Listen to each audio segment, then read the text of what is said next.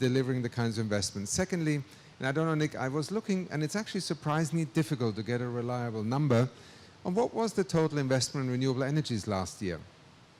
When you look at it, the figures range from 300 to 500 to 600 to 700 billion dollars worldwide in 1 year. Yeah. I don't know where you come down on that figure, but that just gives you another idea, and this is not capturing the totality of it, it is an estimate. So I think let us first of all embrace the fact that we are in a period of major transformation, and therefore the kind of orders of magnitude we are talking, they are also not out of this world and being able to deal with it. The second part that I think is very important when we talk about these figures is something that I believe we still continue to underestimate in terms of its value, but also in terms of how we design investment pathways.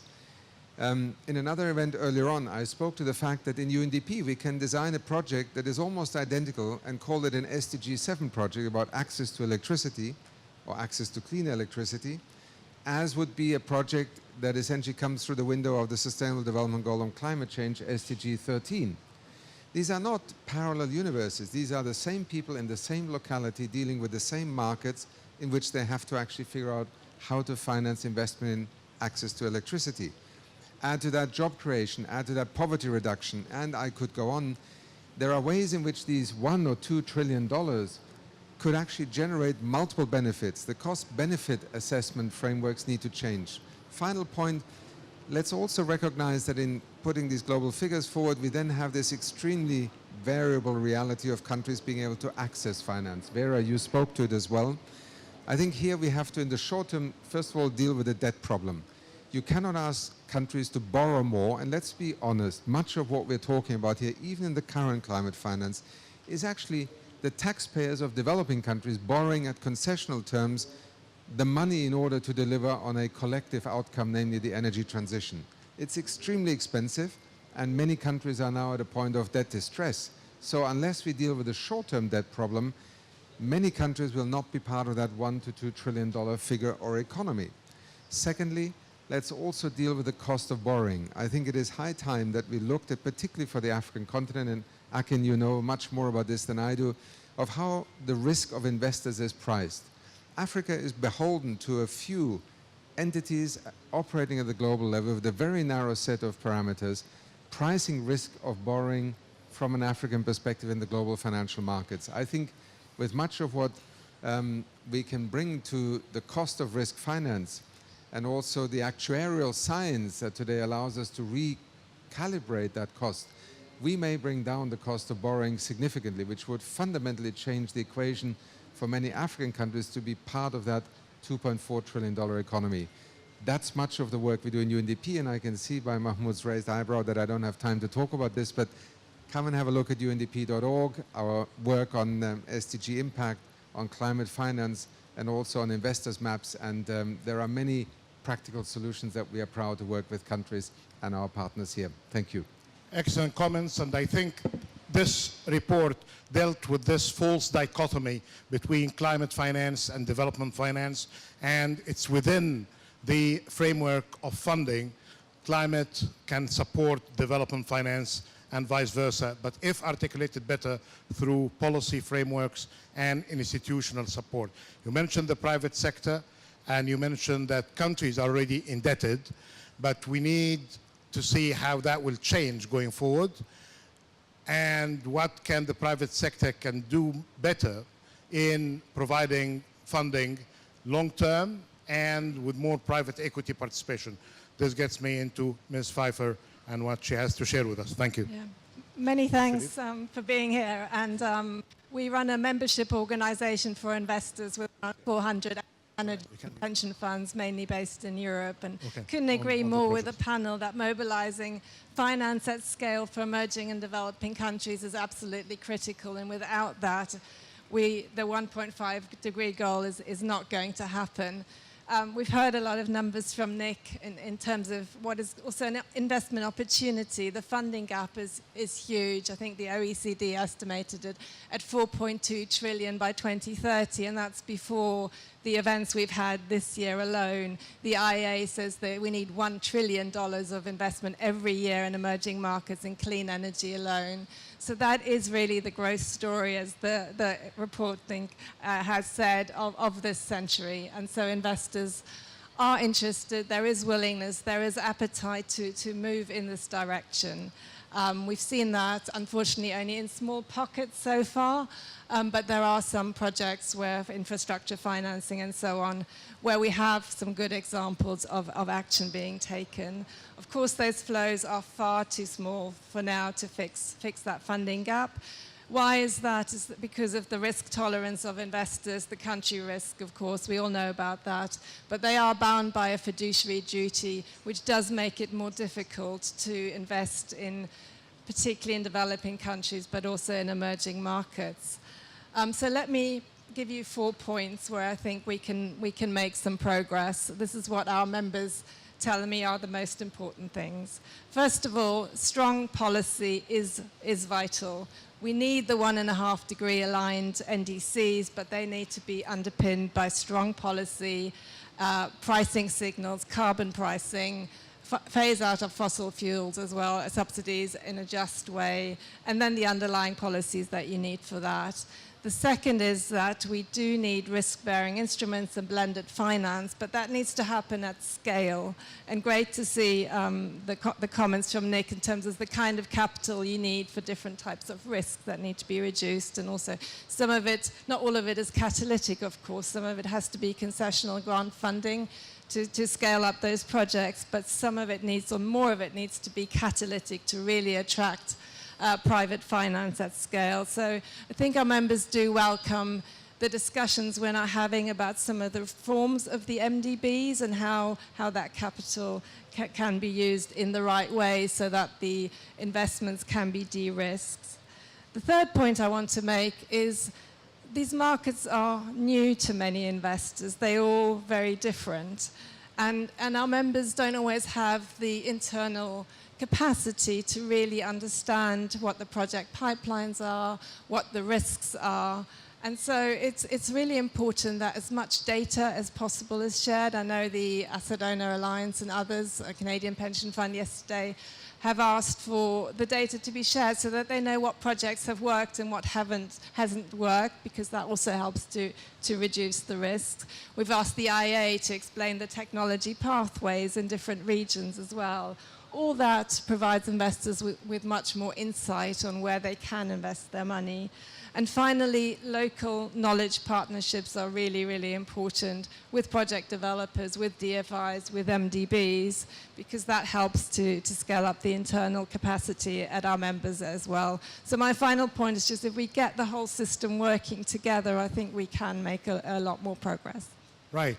Thank you so much. Ambassador Wael will back as a gracious host. I hope that you don't mind if President Adesina just say a couple of words before he goes to chair a session, and then we'll ask you to do two things. Give overall reflections on this segment, and then get us starting on why the regional work, building the pipeline, was important and why the Egyptian presidency supported this work. President Adesina, you have a few seconds.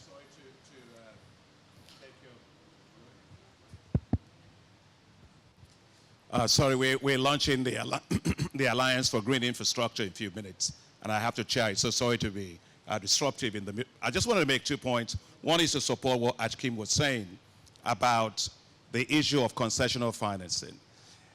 This is especially important for the low-income and fragile states that do not have this private sector in which you can mobilize a lot of capital. And for them, concessional financing is vital. Even for the Multilateral Development Bank, our total amount of climate finance this, last year was about $55 billion. But 95% of that was actually in loans. Only 5% of that was actually in concessional financing. So we actually do need to expand concessional financing, and I think that's why the African Development Bank replenishment this year is very important for those countries. And the second point I want to make is, please, let's also look at the carbon markets. Because if you look at the carbon markets, Africa's share of carbon markets, it's what, 0.4% of that? And it's about $633 billion a year. So we do need to price carbon properly. We have to develop our local carbon markets and do green infrastructure so we can actually get green bonds and also all manner of green financing to Africa to close a lot of this gap. So thank you very much to both of you. Thank you. Thank you very much. And yesterday we launched the Carbon Market Initiative for Africa with the presence of 4 presidents from the continent, and we hope to have the partnership from the African Development Bank and through you all attending. So, Ambassador Wael Abdulmajid, the floor is yours. Thank you very much, Dr. Muhyiddin. I'll go straight to the point. As any incoming presidency is going to be aware, the main responsibility is to push the needle on every aspect of the work. Climate finance, the global climate finance landscape, as anyone in this room probably knows, leaves much to be desired.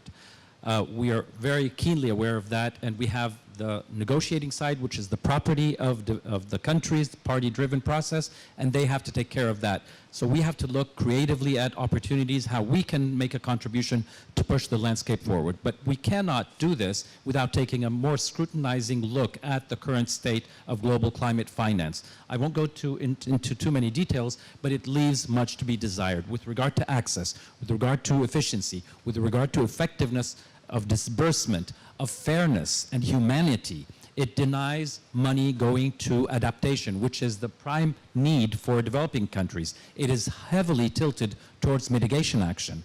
It leaves a lot to be desired, and I don't want to take too much time just establishing something that is well-founded, and all the facts and figures and statistics out there show the amount of concessionality available, which is insufficient, the debt problem that this current setup creates, and the availability of grants at the scale of about 6% of global climate finance only in grant form. So all of these things are structural and they are unjust, but most fundamentally, and nobody notices this and mentions it enough, the very foundation of the entire climate change effort globally is based on a grand bargain. This grand bargain is developing countries did not create this situation, but they need to be part of the solution. So part of the solution requires support coming to them. This is forgotten, and we're in an era where we're all supposed to be fending for ourselves as developing countries and finding our own finance at a cost of debt.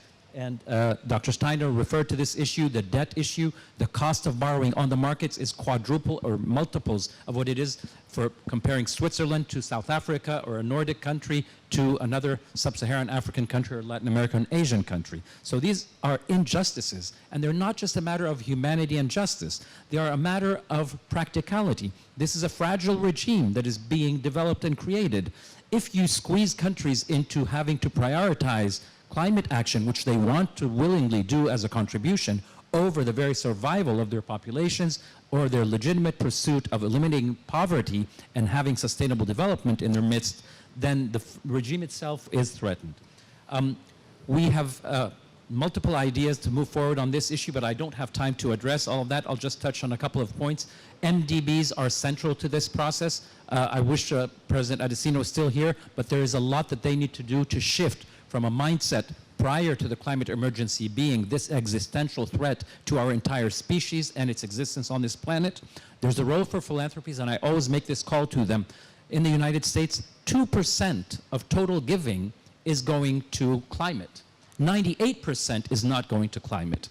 But also, they need to be looking at areas that are starved of funding, not replicating investment. Lastly, in this regard, the issue of private money is important. Private money, no one has any delusion or illusion that public money is going to be sufficient to address the crisis. But at the end of the day, it has to realize that private money is going to be very reluctant to go to adaptation and loss and damage because the business model doesn't exist. I'll wrap up in 1 second because I have to give credit to the hard work done by of course, by the report, which is central, that we're proud to have looked at and worked with the team for producing, Dr. Stern, Dr. Sangwe.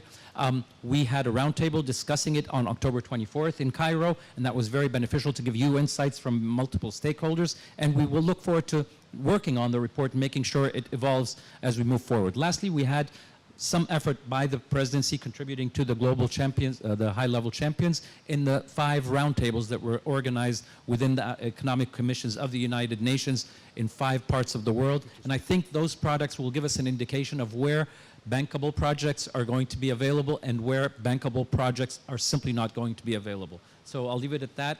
Thank you very much. Excellent. So you mentioned the regional roundtable. You mentioned the pipeline of projects, which is mentioned as well in the report, that the private sector investors are expecting that ecosystem that Stephanie mentioned, but they need as well a decent pipeline of bankable or rather investable projects. And for that, we worked hard under your leadership with the champions, with the regional economic commissions and the whole UN system, with the BCG, investment banks. So we have few minutes remaining. The next session with Kristalina and the Minister of Finance are waiting outside.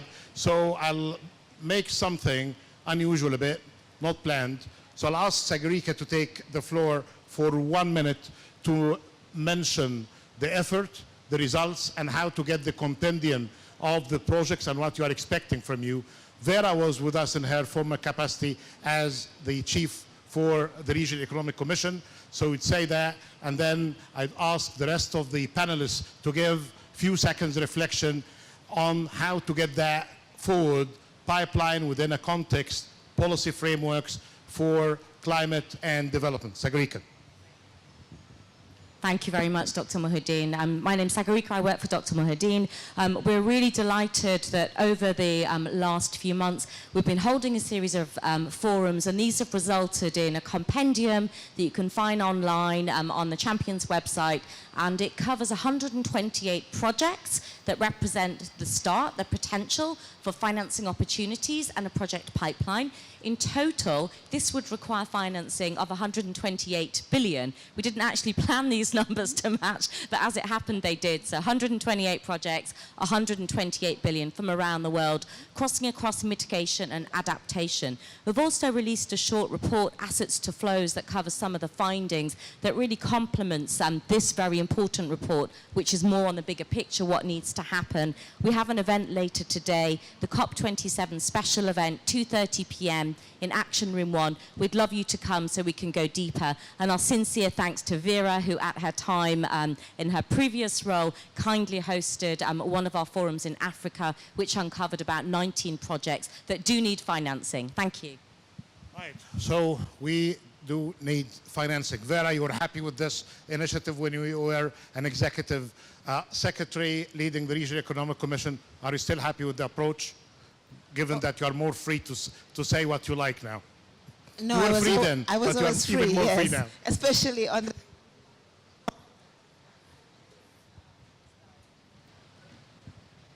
No, thank you. I think the important thing on the projects, and again, the team is here, is really that we heard from Stephanie about what the private sector is looking for.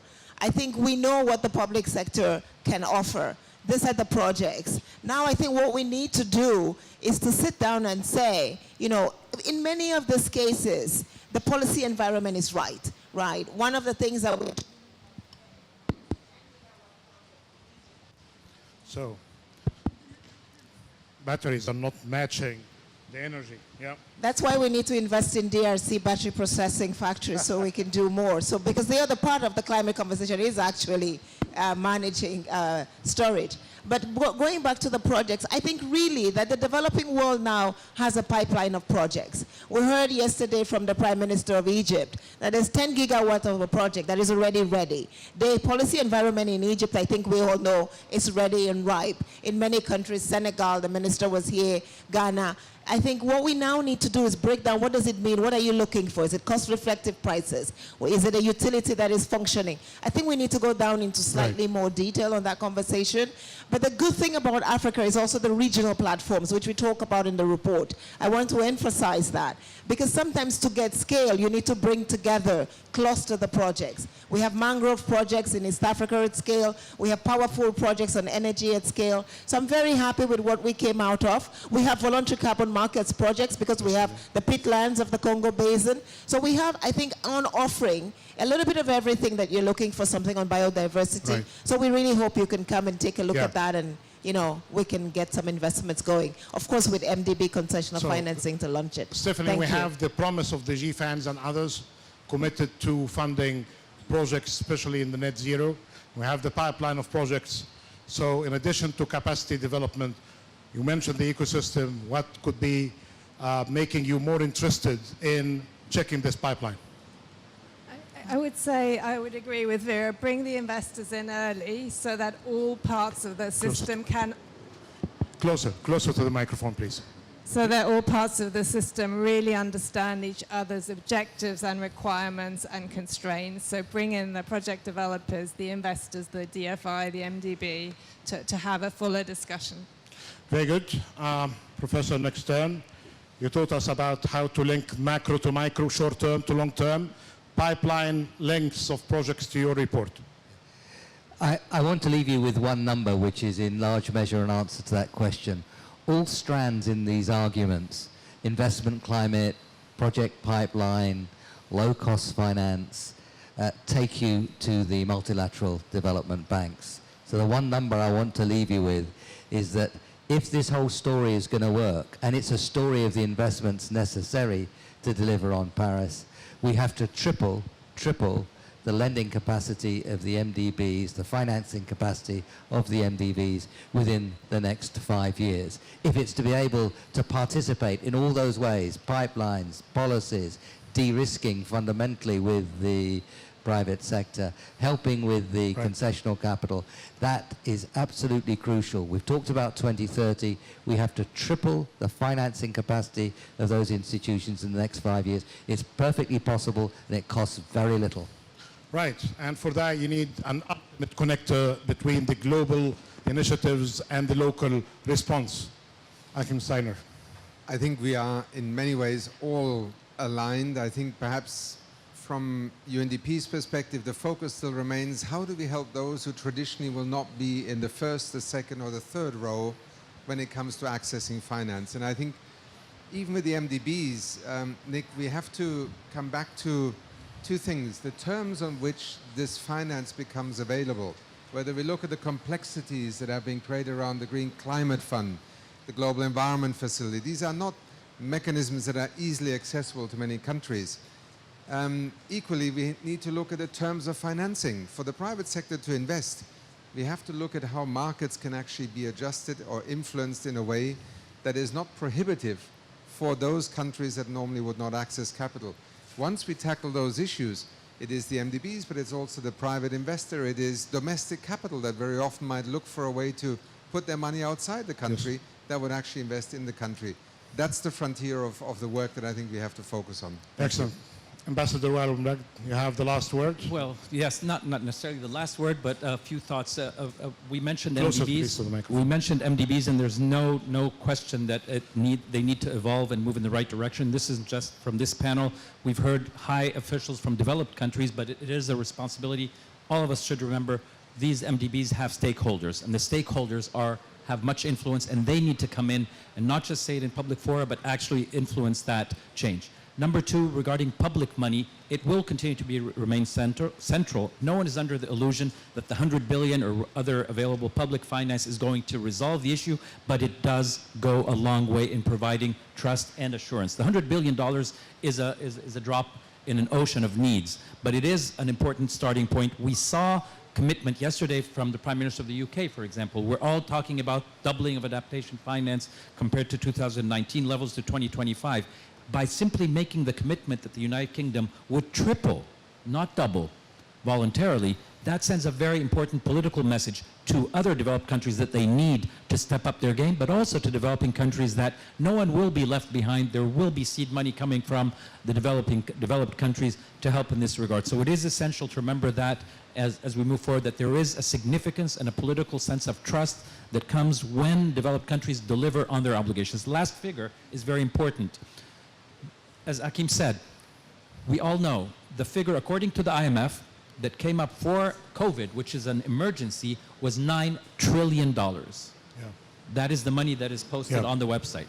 This is an equally but long-term catastrophic emergency that we are contending with. And our figures should not be modest, and our aspirations for the availability of finance, because as I said, it is the sine qua non. Without it, all the transformations we're talking about on adaptation, on mitigation, on everything, will simply not happen. There will be talk without money being there to back them.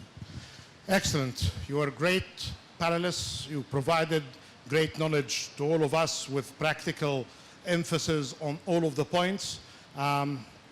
To the organizers who started 25 minutes late, I saved 12 minutes, so you owe me some credit somewhere. Thank you so much. Please join me in thanking this great panel. Thank you so much. Thank you. Thank you so much.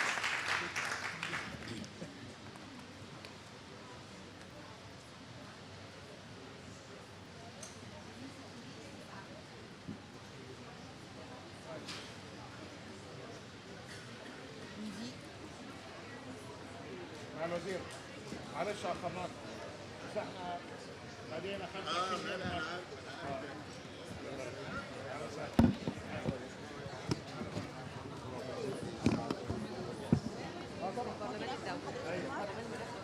عاوز ايه؟ هظبط الباتري واديهولك تاني؟ مفيش وقت انا عايزه اقدم. طيب اوكي خلي ده معاكي ده تمام شغال تمام نظبط احنا كنا في الاقصر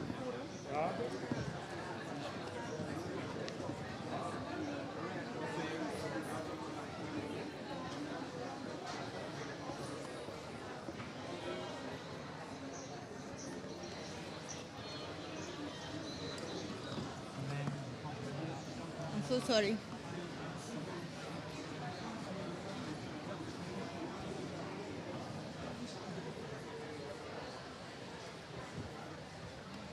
ايه؟ هم عايزينهم تاني. ما انا هعملهم يا بابا.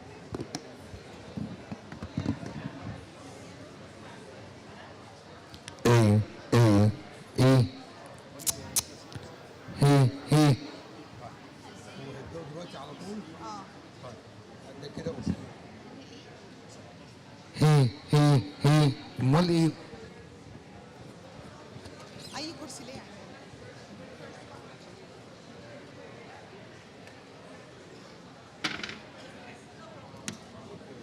كده فاضل الميكروفون. فين الست اللي كانت ماسكه الميكروفون؟ هاتيها هنعمله الاول نشوف مين. Hi, I'm President. I'll introduce the panel and then the floor will be yours. هو ده for the مدنة. Okay. Yeah. طيب هاتي الميكروفونين جاهزين. استنى سيبك ده وما نداش حاجه. ايوه التلاته دول جاهزين وهاتي لي معاها ده عشان يبقى ستاند باي عندي هنا.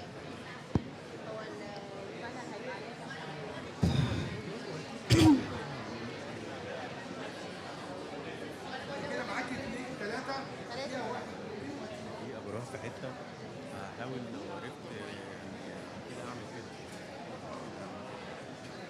بس انا الصور بتاع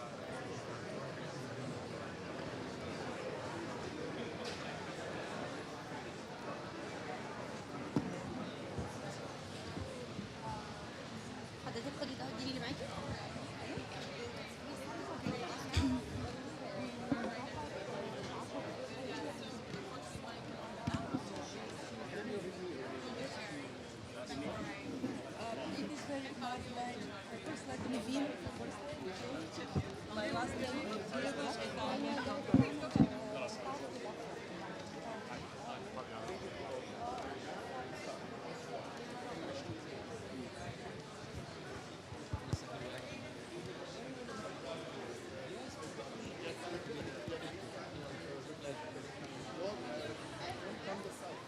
Okay.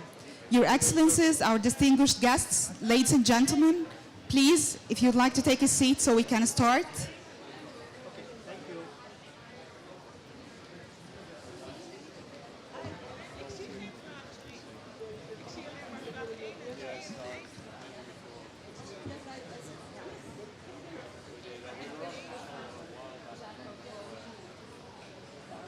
Should I start?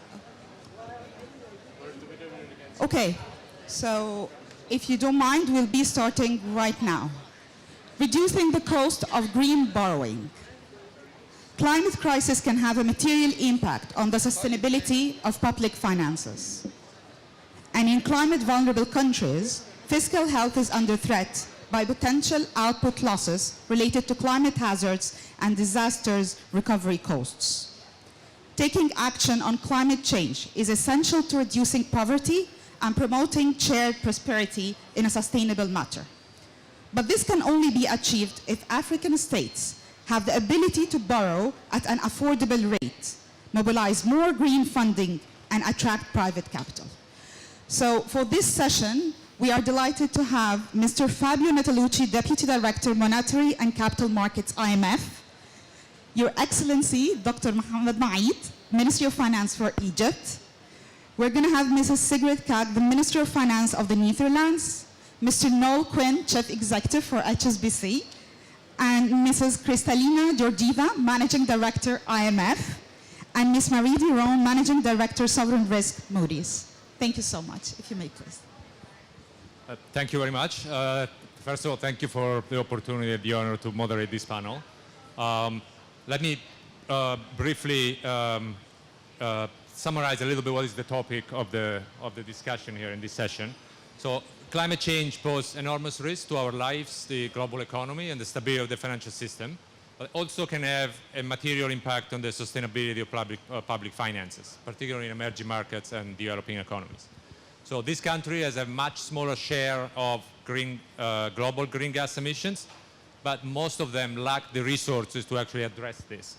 The global economic outlook is darkening. There have been crisis after crisis, from COVID, from the war in Ukraine, from increases in energy prices, food prices, and central banks around the world to tackle inflation have increased, obviously, policy rates. That has resulted in a tightening of financial conditions that makes access and cost of financing for emerging markets much higher than it was before the crisis.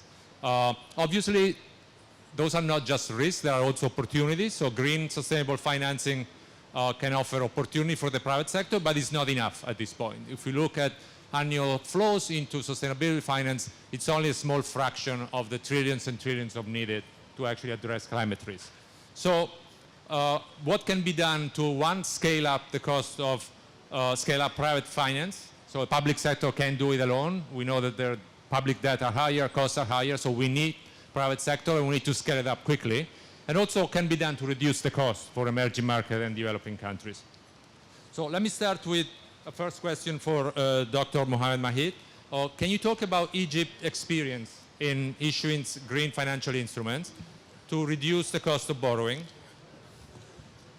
Thank you very much. And let me say that Egypt's experience with green financing, which we went through the green bond. We issued $750 million. We were the first in Middle East and second in Africa. And we also went for green loan of $1.5 billion with a syndicate of 25 regional and international banks. And also we went with the private sector. Private sector also contribute to financing our green project. Let me say, with regard to the green bonds, to be honest, the market is not lowering the cost. And if we calculate it as an overall cost, green bond is more expensive than the euro bond. Why? Because the amount of work required and the amount of technicalities before the issuance through the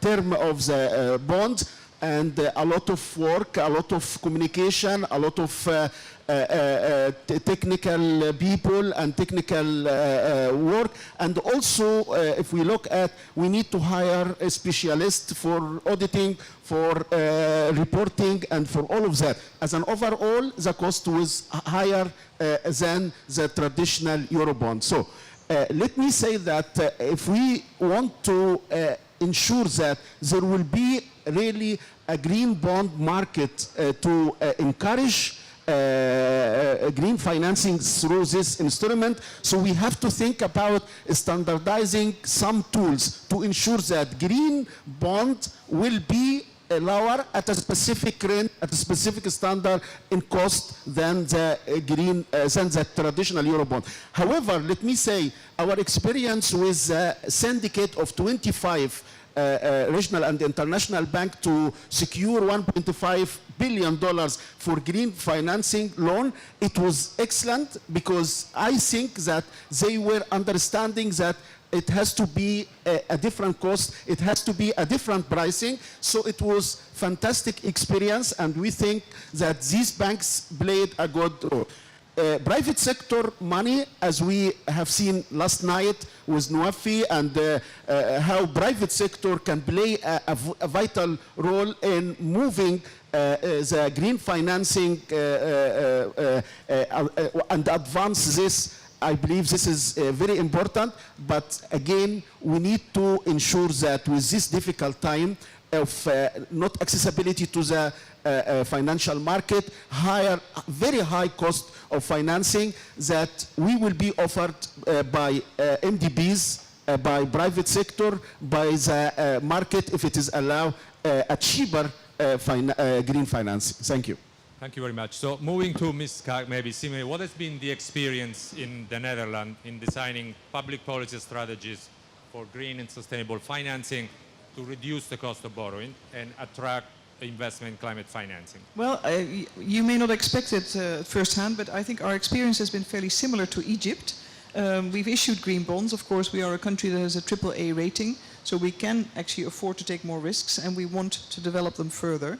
But we have found new investors. We have found new entrants to the market that, because it's a Dutch green bond, are willing to go slightly further. And I think we need to figure out how we can leverage the advantage of countries with AAA rating to the benefit of emerging markets and developing economies. And perhaps that's also where the IMF can actually assist us. But the cost so far, we only gained a small financial advantage. But I personally think, well, I think that this is something we have to be prepared to absorb and accept, because we're investing in the future. And it's an important political and financial signal to the market. Equally so, we found that transparency, data, and comparability of data still remains an issue. So there's a case to apply dark green standards, and we need to allow regions to develop those, so you have intra-regional comparability. Or consider climate bond initiatives. So we want, through our green bonds, to also accelerate the private sector investors to go much further than the traditional remit. The points that the Minister of Finance of Egypt made, I wholeheartedly subscribe to. We need to develop the capacity. We need to ensure that systems can work this easier. We need to lower the transaction cost, but I'm quite confident we can do this. And as we'll be heading into a co-chairpersonship by the Kingdom of the Netherlands of the Coalition of Ministers on Climate Finance, I want to really work on practical models, applications you can scale up to the benefit of all countries, dependent, of course, on their economic status, but that works for all, and you can really show the difference. Ultimately, it's also a matter of political will, also by private investors. If we're looking at the scale and impact of climate change, we're not 5 before 12, it is 5 past 12. If we're talking about financial risks, the significant risks we all incur due to climate change cannot be compared to the smaller financial risks they run in investing, in mitigating or dealing with bonds that deal with climate adaptation. So I think it's now or never. Thanks. Thank you. Managing Director, so what can be done more to lower the cost of climate financing for emerging markets? In particular, what can institutions like the IMF do to lower the cost and scale up climate finance? I'm so glad to see the room full. This is a very important conversation, how we can pragmatically move from where we are today, which is not the best of places, to where we must be. And I want to make 3 points. Number one, if we are to see more green investments in emerging markets in developing economies, we first have to improve the investment climate for investments, period. We know that money is more willing to go to places where there is a clear regulatory framework, where there is predictability of policies. They are not going to change over time so much that make the investments sink. And this is an area, traditional area for the IMF to engage with our members to make sure that they do have institutions and policies that make them attractive to investments so they can benefit more broadly of tapping in capital. But then comes the green field, and there, right now, it is a very sad story. Sad for the world as a whole, because the total climate investments globally, 630 billion, and we need probably 5 times as much. We need just 1 trillion for developing markets, emerging economies.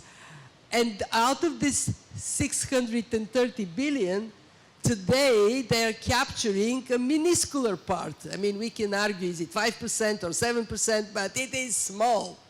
So that obviously, this picture we have to change with speed. And therefore, we have to be intellectually honest. To achieve speed, the first thing we need to do is to recognize that some reduction of risk for private investors, in other words, green subsidy, is necessary. And we have to get off our ideological high horses. We are not going to get fast movement of money unless green investments are made more competitive on the basis of risk for private investors, all other things equal, is lower. Whether this is done through equity investment or first loss guarantee, we have to accept that this is a necessity.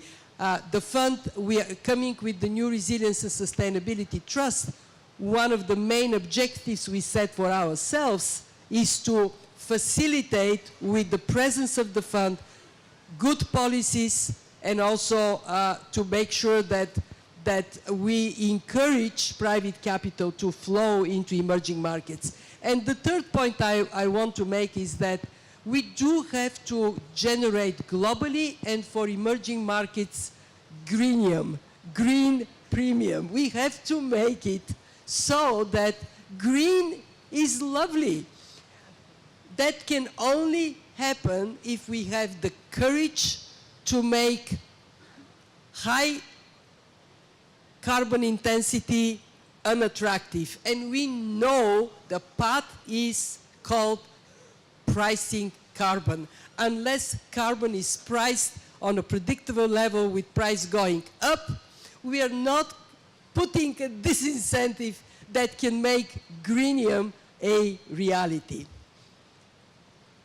I can say, look, I can talk for hours here, but we have fabulous panelists, so let's keep going. So we heard from Finance Minister, international institution. I think it's time to hear from the private sector side. So what is your perspective in terms of what the private sector can do to scale up private finance, reduce costs, and in the end, this is only going to work if public sector and private sector work together. So what can be done to improve that? So let me first of all go back on the Minister's comments on green bonds, and I think the couple of comments on that. If green bonds become the norm and they become a recurring theme, then I think the overall cost will go down through familiarity and awareness. Once the principles have been established, the disclosure methodologies have been established on that first green bond, I think there'll be synergistic costs emerge on bond number 2 and bond number 3 and bond number 4. In terms of bringing the overall cost down, I absolutely agree with the Minister.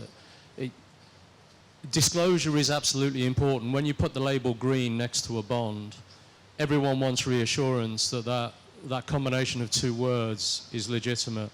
And I think the more that projects, governments, and the use cases of green bonds can be clearly identified with a database of substantiated information, I think the availability of green bonds and the pricing of green bonds will adjust based on the quality of the data that underpins the word green. So I believe, don't be discouraged by the first green bond.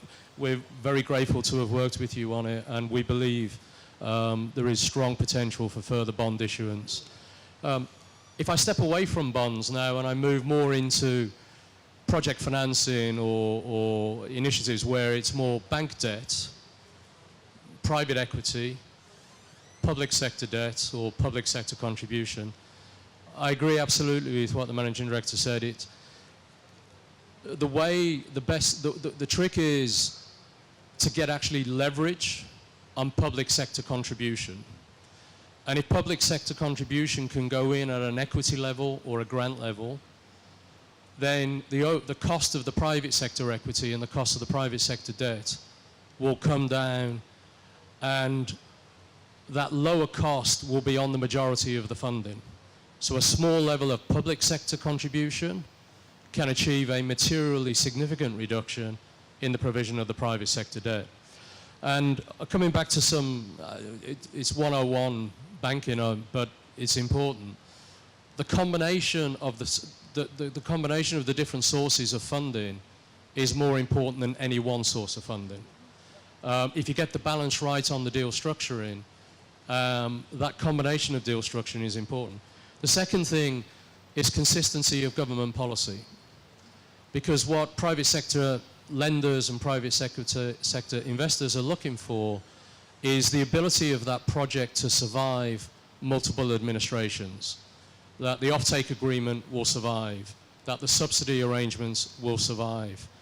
Now, Egypt has a good track record on that, of consistency and predictability, but that public sector policy, the predictability of it and the consistency of it will influence significantly the cost of funding of private sector debt.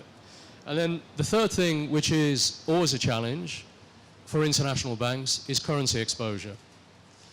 Now, I think the market can handle normal volatility of currency.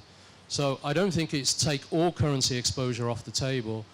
But if we, with the MDBs or with the guarantors, collectively in the governments, can find a way to manage significant currency volatility, that too can lead to a significant reduction in the cost of the private sector debt.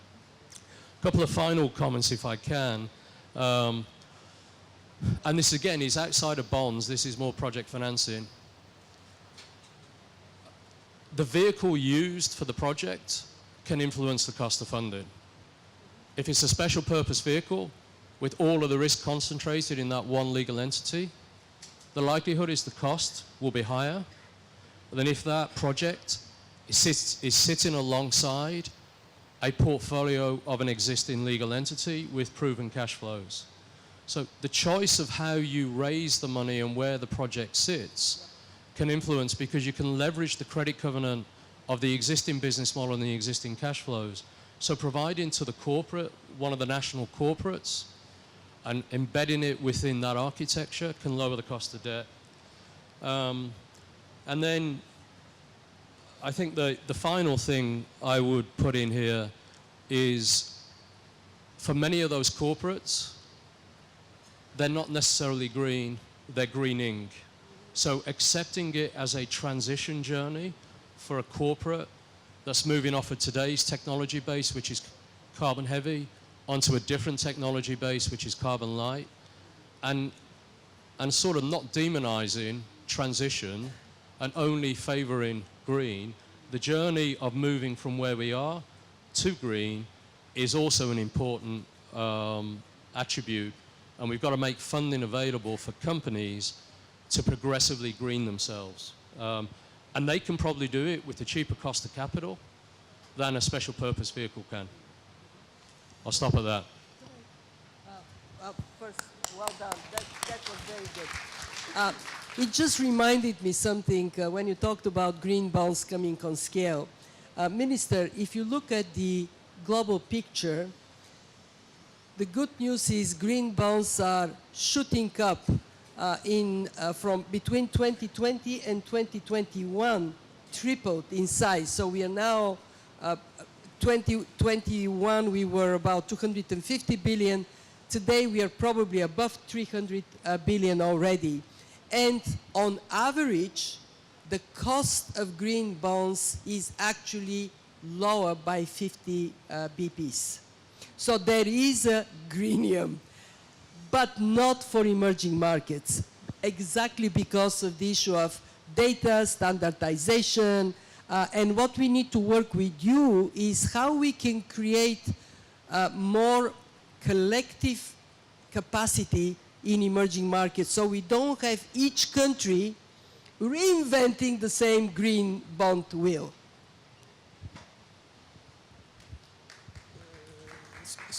So in terms of, like, we heard that we need to lower the cost of greening. I think the rating agency perspective here can be helpful. So what are the drivers of the cost that you actually factor in when you price this? And also, more generally, what can rating agency, how can they help?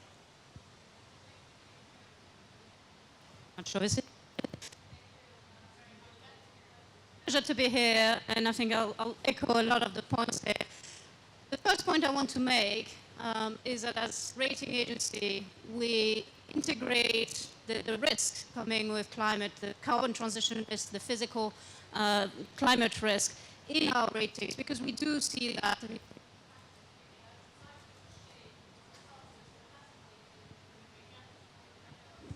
Temperamental.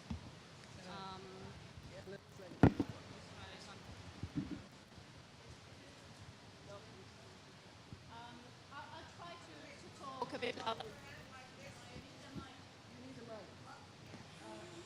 I'll try to talk a bit louder if that will do. No? All right. Let's try. Is this any better? Okay. All right. Okay. So that integration in our rating of these risks is thank you. Difficult. Is important for us. We see these as really considerations that absolutely need to be reflected in our ratings. Now, the cost of borrowing that we're seeing for emerging markets, I think similar to the point that Ms. Georgieva was making, reflects credit risks in general. And so to address that cost of borrowing, one way or one set of measures to be taken is really to address credit risk in general, which can be done and which has been done. When we looked at ratings for low-income and lower-middle-income countries over the last 20 years, we have found as many upgrades as downgrades. So these countries that saw an improvement in their credit standing have been able to take measures that strengthen their economy's competitiveness, that strengthen their institutions, that build buffers, financial buffers, to address the challenges of tomorrow. So I think there's a lot of inspiration to be drawn from these instances in the past. Applied to a climate world, climate policy decisions, we really look at the nature of the risks. And here I want to distinguish carbon transition from physical climate risk, because they do appeal to different policies for governments. On carbon transition, we rate a number of emerging market sovereigns that derive today more than 50% of their revenue from hydrocarbon, and even more of their foreign currency earnings. When we look a couple of decades from now, in the world moving towards net zero, then some of these sovereigns face very significant debt sustainability challenges. So the priority there is to diversify the revenue base, diversify the sources of exports in order to be ready for tomorrow. And there is now a window. Hydrocarbon prices are high, and that gives a window to these countries. On physical climate risk, we've engaged with sovereigns, with Egypt and other sovereigns for some time. What we see is that governments have a very good understanding of the risks they face. That is clear. It is still far harder to translate that understanding of the risk into policies, into really climate adaptation plans. As we see these plans evolve, as we see these plans being articulated, then as rating agency, what we're able to do is really look at the broader returns, the financial returns, but also the returns in terms of social stability, in terms of diversification, economic competitiveness. And that is really what would help shore up, mitigate these risks and shore up the credit standing. So, as I said, a broad range. I think if climate is set in a broad policy framework, then I think there's a lot that governments are very familiar with in terms of economic policy, social policy, as well as financial policy that can be drawn upon.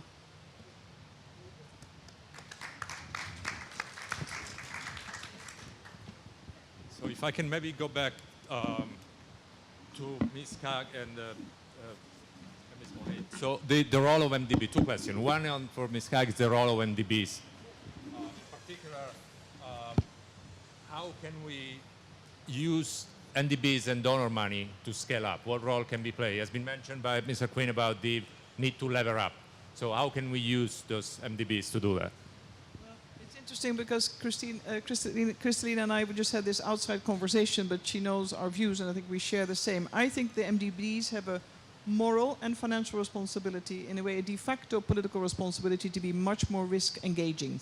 And they can do it in many different ways. The traditional way of looking at the AAA rating, so the buffers you need to keep, I think is not fit for this era and the type of challenge that we face. We could all basically go down in history with safe buffers, best rating, but will perish. So I think the choice is a very different one. And I think there's different ways to basically target concessional and non-concessional resources. We think that that's aligned with Kristalina's point, use surplus resources to facilitate interest rate buy-downs. There are a number of interesting examples by IDBs that have done so, and I think there's an example of the first ILX, Impact Loan Exchange. The IBRD has done that, but a lot more could be taking place, or rather should be taking place. Now is not the time to wait, and I think as a shareholder in an MDB, and many of the MDBs, we expect this of the MDBs. Sometimes politically, domestically, we can't move as fast as an MDB could actually pilot, try, and you have the role and the ability to work across regions. So you can provide proof of concept in developing economies, in emerging markets, and then task us as shareholders from advanced economies, can you partner with me? Can you be the next investor? Can you share the risk? And we would be willing to do so. The IMF's Resilience and Sustainability Trust is another such example. But more people, more countries, so to speak, and investors need to step in. So MDBs, my open invitation but call to action would be embrace the risk, don't document the risk, share the data, provide the policy, but then call us to action. And as a heads up, when we take over the co-chairpersonship of the Coalition for Ministers of Finance on climate change, I will make this one of the clarion calls to action. I think it's unforgivable if we do not.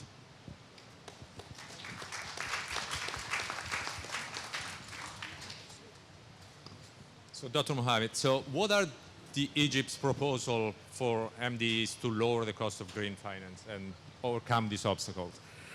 Thank you very much, and I will take what Ms. Kristalina said about building capacity and the standardization of the process of issuing green, whether green bonds or green loans or green financing through the private sector. This is very critical and very important because most of many developing countries, our African continent countries, we don't have this capacity.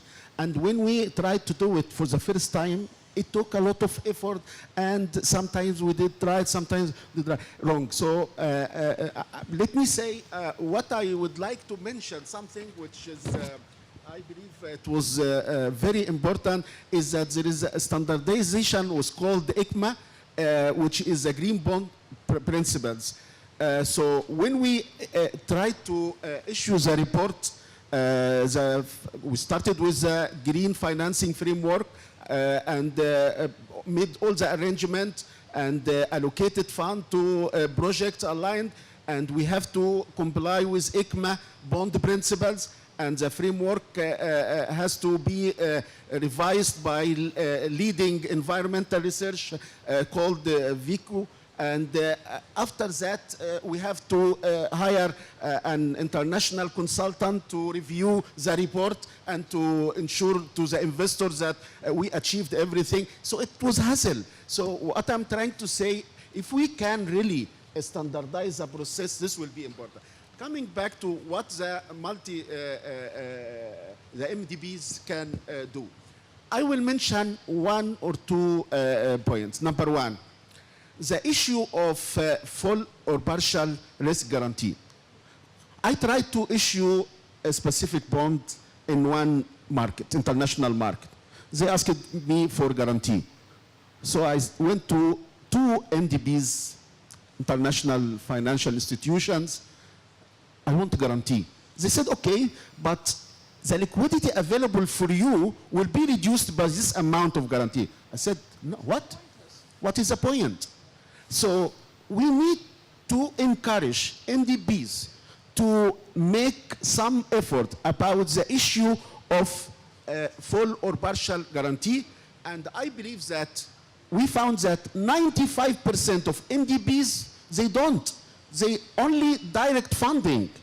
And only 5% is for guarantees, whether it is full or partial. So this needs to be changed. This is number one. Number two, we found that those who will be given such a guarantee, they can borrow at an average cost lower by 330 basis points.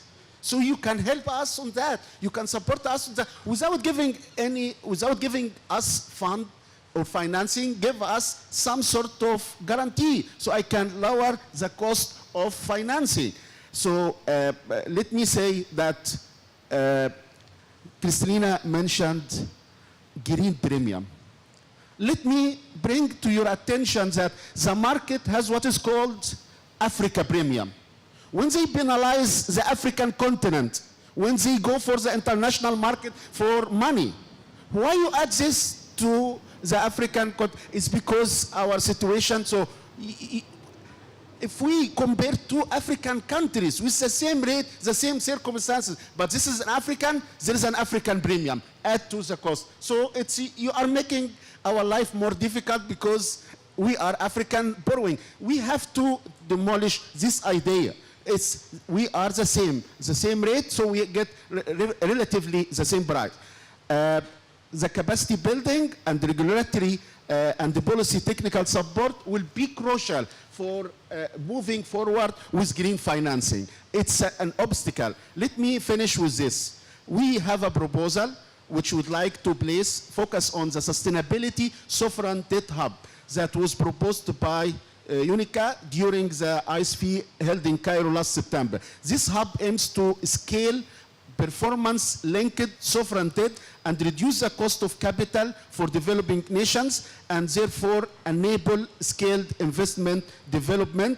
And we believe that if you would like, or we would like to encourage all attendant stakeholders to express their interest and channel any inquiry in the reducing cost of green and sustainable borrowing initiative by scanning the QR code available outside this hall. So this can be an initiative to get together and see how can we reduce the cost for financing or green financing for our developing countries. Thank you.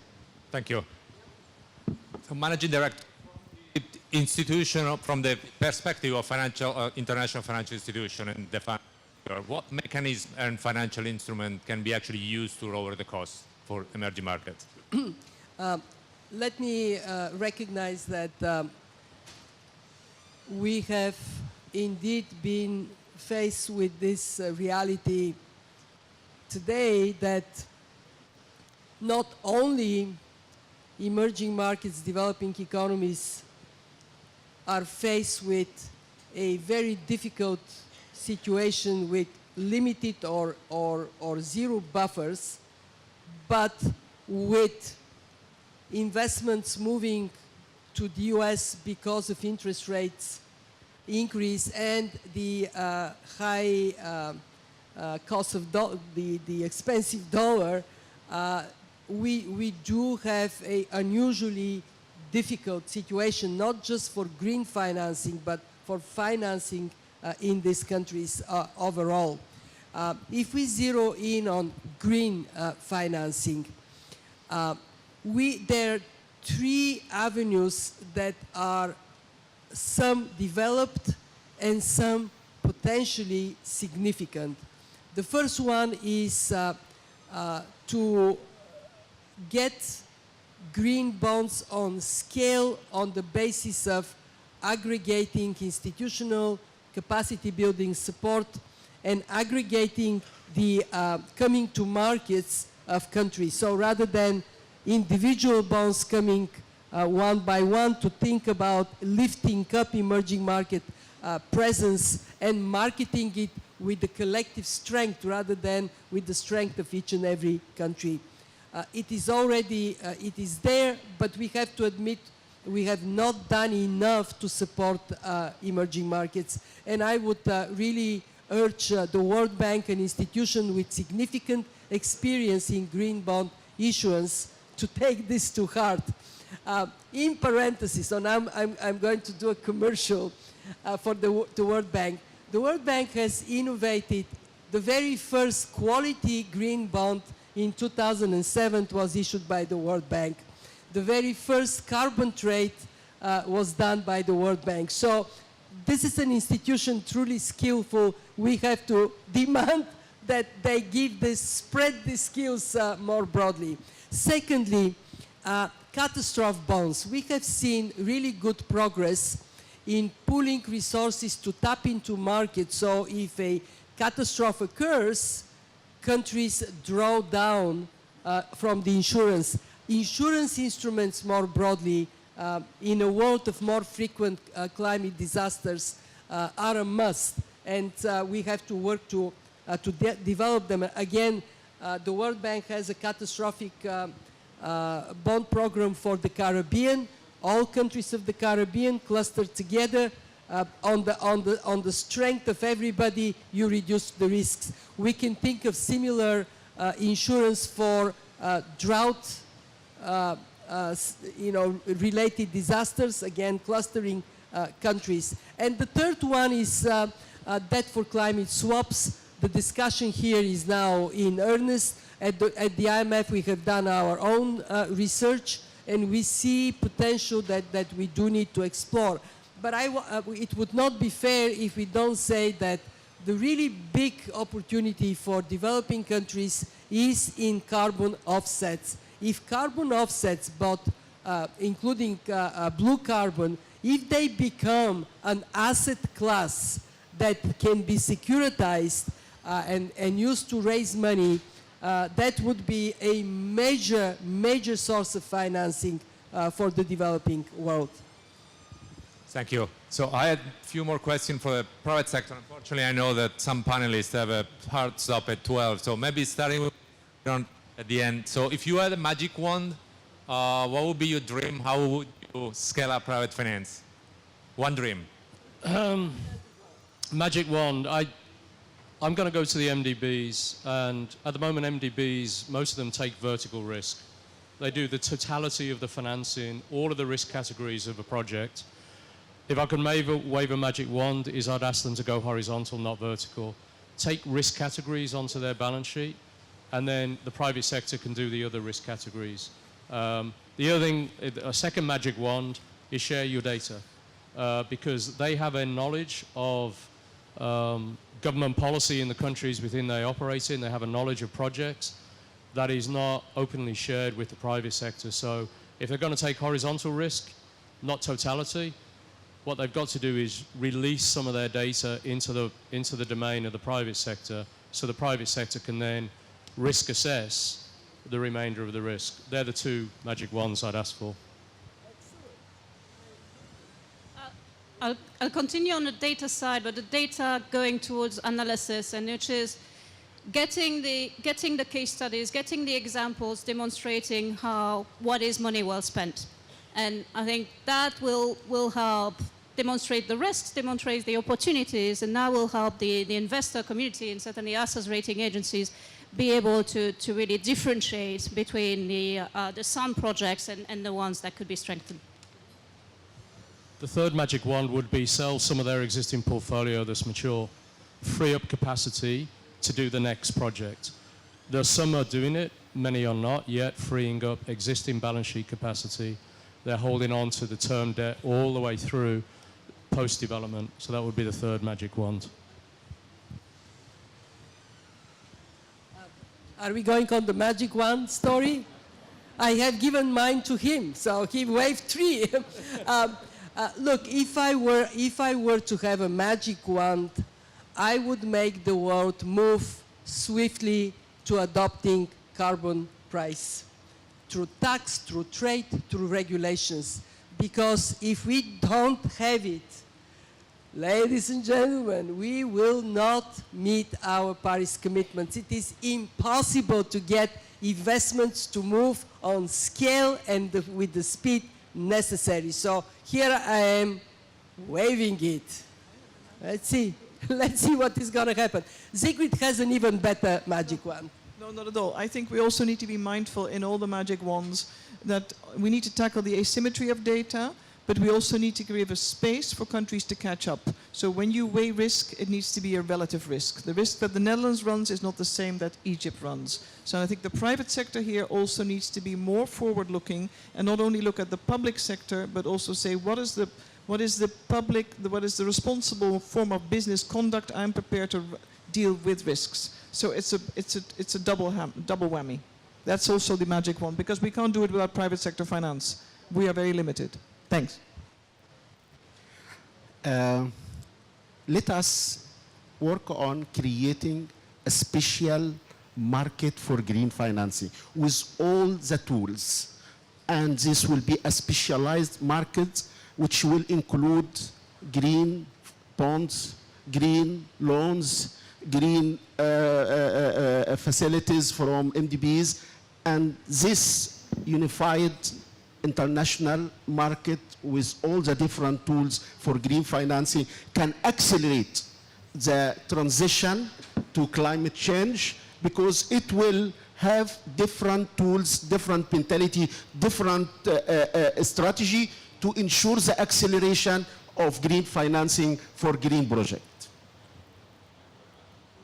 If all these dreams come true, I think we solve a big piece of the puzzle today. I want to thank the panelists for being here, and at 12 exact, we can end the panel. Thank you very much.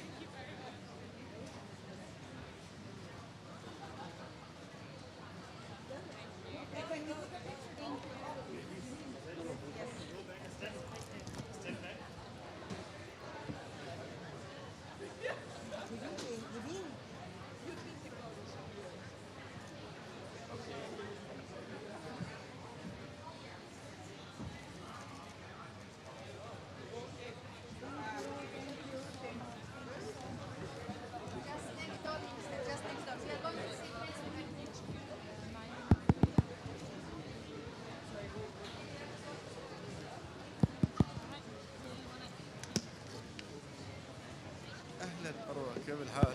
اخبارك تمام؟ الله يسلمك، الله يخليك. Hello, I'm Nuno. I don't think you remember me from the Saudi All right. Oh my God. You came from Saudi here? No, I was in Stephen's office. Oh, you were in Steve's office. Okay.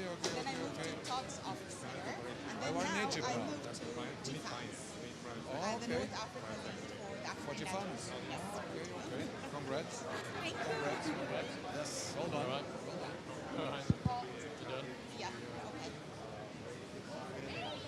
Well done. Fabio. عمال ادور على الميه. اتخضيت. طب انا عايزه اقعد ناس، عايزه اتكلم، عايزه اقعد ناس اديني ميه حضرتك. انا عايزه في ميه، عايزه الجيل. Welcome the panelists to come to the stage. Just say like.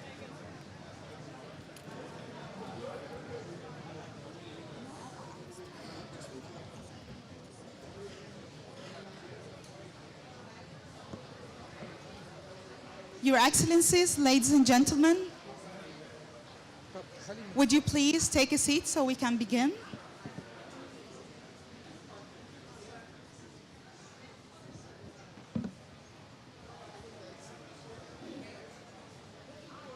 معلش لما يجي يمسكوا المايك حضرتك يقولوا هنا هنا دي كده بيفصل لما بيمسكوا كده من تحت كده دي بتفصل الانسان.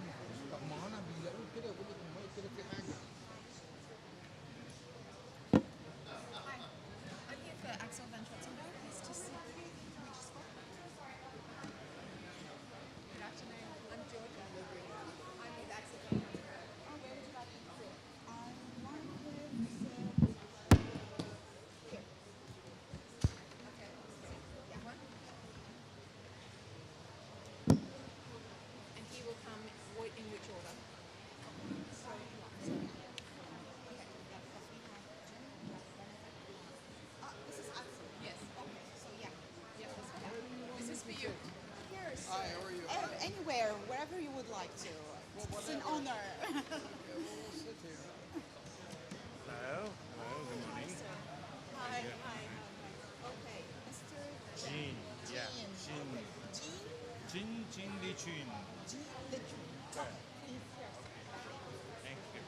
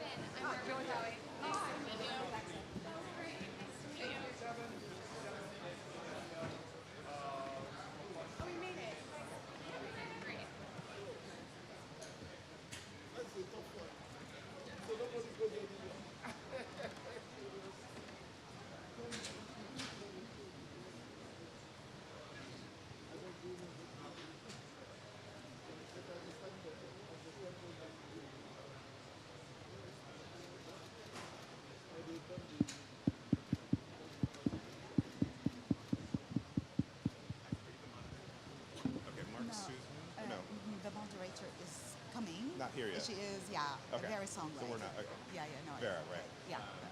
Mark Sussman is my boss. He's on Yep. the way.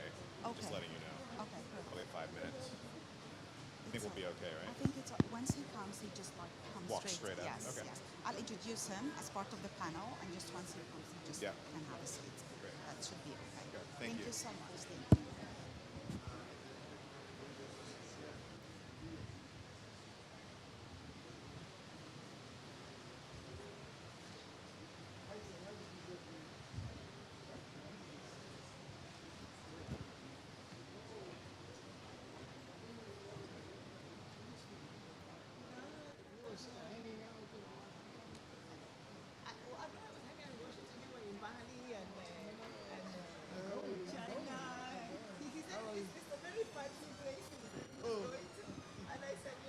You should go to China and then you spend 2 weeks.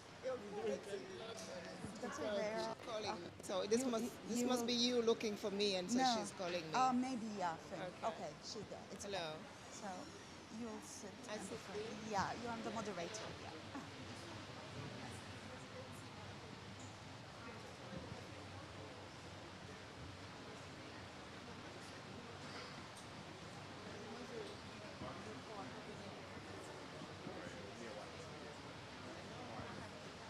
Mais tu le fais pour moi. Tu peux le faire pour moi? Non, mais c'est bon.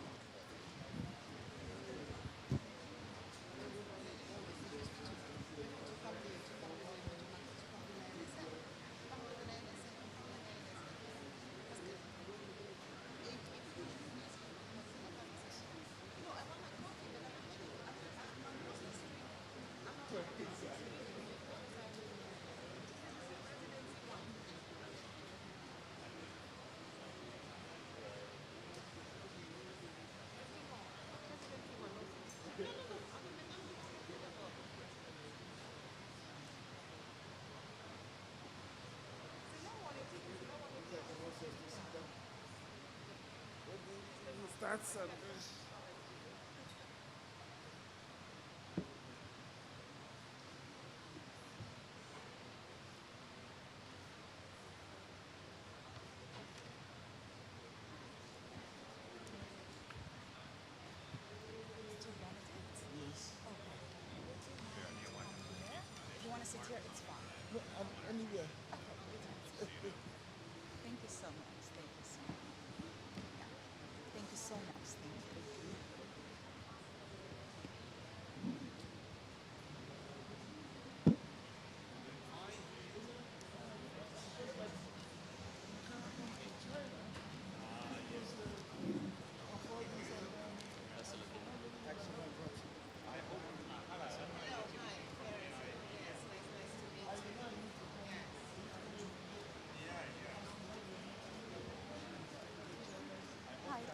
I'm Marwa. I need to introduce the panel. So, Please do. so you are, I'm sorry. I'm Basil. Basil. Ah, okay. Okay, thank you so much, Mr. Basil. Thank you so much.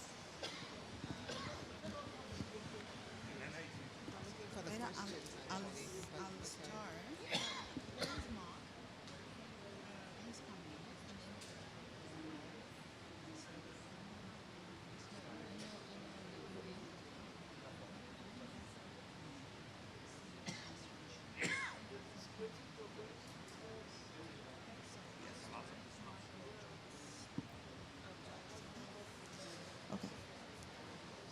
Thank you so much.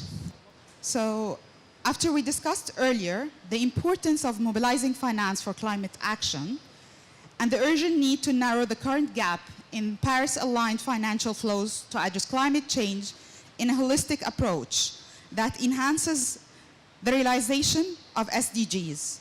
Now, we will discuss the special role of MDPs, commercial banks, and philanthropies in unlocking climate finance. Please welcome with me Dr. Vera Songwei, Co-Chair Independent High-Level Expert Group on Scaling Up Investment and Finance, our moderator for the session. Then we have with us Mr. Jean Liguin, President of the Asian Infrastructure Investment Bank. We have Dr. Benedict Orama, CEO, Afrexim Bank. We have Mr. Axel von Trottesenberg, Managing Director, Operations, World Bank. We have with us Mr. Basil El-Hini, CEO of Mr. Insurance, and will join us in 2 minutes, Mr. Mark Sodman, CEO, Bill and Melinda Gates Foundation. Thank you so much. Over to you, Dr. Vera. Thank you so much to all of you for joining us. I must start by saying that this morning we had a couple of panels where we had more women than men. Now we have more men than women, but you know, we're trying to balance, means more women need to get into the green space, so we'll have them on the panels. But it's a really, really good pleasure to see all of you. We all know each other. And this morning in one of the panels that we had, we were launching the report that myself and Professor Stern just finished, called Finance for Climate Action. You all are financiers, and so, and particularly you're in the multilateral development banks, except of course, Mr. Hini, I'll come to you. We are calling for $1 trillion in external financing between now and 2030 in that report. And essentially $2.4 trillion of collective financing, which includes domestic capital financing, but $1 trillion of external financing. Of the $1 trillion of external financing, we are saying that at least 180 billion, so we have to triple the multilateral development bank financing to be able to get there. So it's quite a substantial amount. I'm going to break protocol. I think David just brought my coffee, and I'm going to take the coffee because coffee is good for everybody every once in a while. Thank you, David. So we're saying that we have to do that. We have Axel, of course, you're the largest multilateral development bank in the room. Of course, China is part of this with the AIIB, and I'll come to the infrastructure part. And then we also talk about what the private sector can do, and what philanthropy can do. And I will come to President Orama as well, because not only are you a bank, but you're also a bank that is pushing trade, to talk a little bit about what is your role in that space. But before I start, the World Bank has also, or the first person I want to go to is you, Axel. The World Bank also released a report where you studied about 30 countries, looking at what is needed. I think we are all talking about the same orders of magnitude of financing. What more do you think the World Bank, multilateral development banks can do? Do you think that if you got this additional capital, and part of what we say in the report is that we need additional financing for the multilateral development banks, particularly through special drawing rights. But what is your take on what you have seen in the 30 countries that the World Bank studied in this recent report, and what can additional financing do for us? Well, first of all, very good to see you, Vera. what the World Bank has done over the last 12 months is start a whole series of analytical reports called Country Climate and Development Reports. So it's very important, linking climate and development for about 24 countries. And the report Vera is referring to is a synthesis report. What is, I think, important, Vera, is what you are seeing is there is a difference what kind of additional investments over time, for example, China needs, as then the low income. So that is, if you express it in terms of GDP, you will see that China more towards the 1%, but the low income countries, it's like 8%. And also middle income countries 5%. So let's be also very clear, we need to be nuanced. Now starting with the low income countries, because the fear is that particularly the low income countries are going to be left behind. They have been already been left behind, and therefore I think there is an attempt to focus on Africa in this COP is highly desirable, but what has to be done is that in the African context, when we talk about an extra 8 percentage point of GDP, that mainly will need to come from external resources. And when I'm talking about external resources, is concessional resources. So I think there, quite frankly, can that be done? My view is, yes, it can be done, but that requires political will to pay up. I think certainly we have had for IDA 20, that is a 3-year replenishment cycle that we have, we mobilized 93 billion, but only 23.5 billion came directly from donors. So if you are looking at that delta, that means that the donor contributions have to increase substantially in the next rounds. And I think that is the first for it. Secondly, for the middle income countries, that will have to be served over the IBRD. Now, when you talked about the $1 trillion, do I believe that it is possible? Yes. But it will require additional money. Now, I think if you take a World Bank or an IBRD, people think, well, that will require a lot of money. Well, let me tell you that the paid into the IBRDs in 75 years was $21 billion. So I think that allowed us to land a cumulative over $800 billion over this period of time.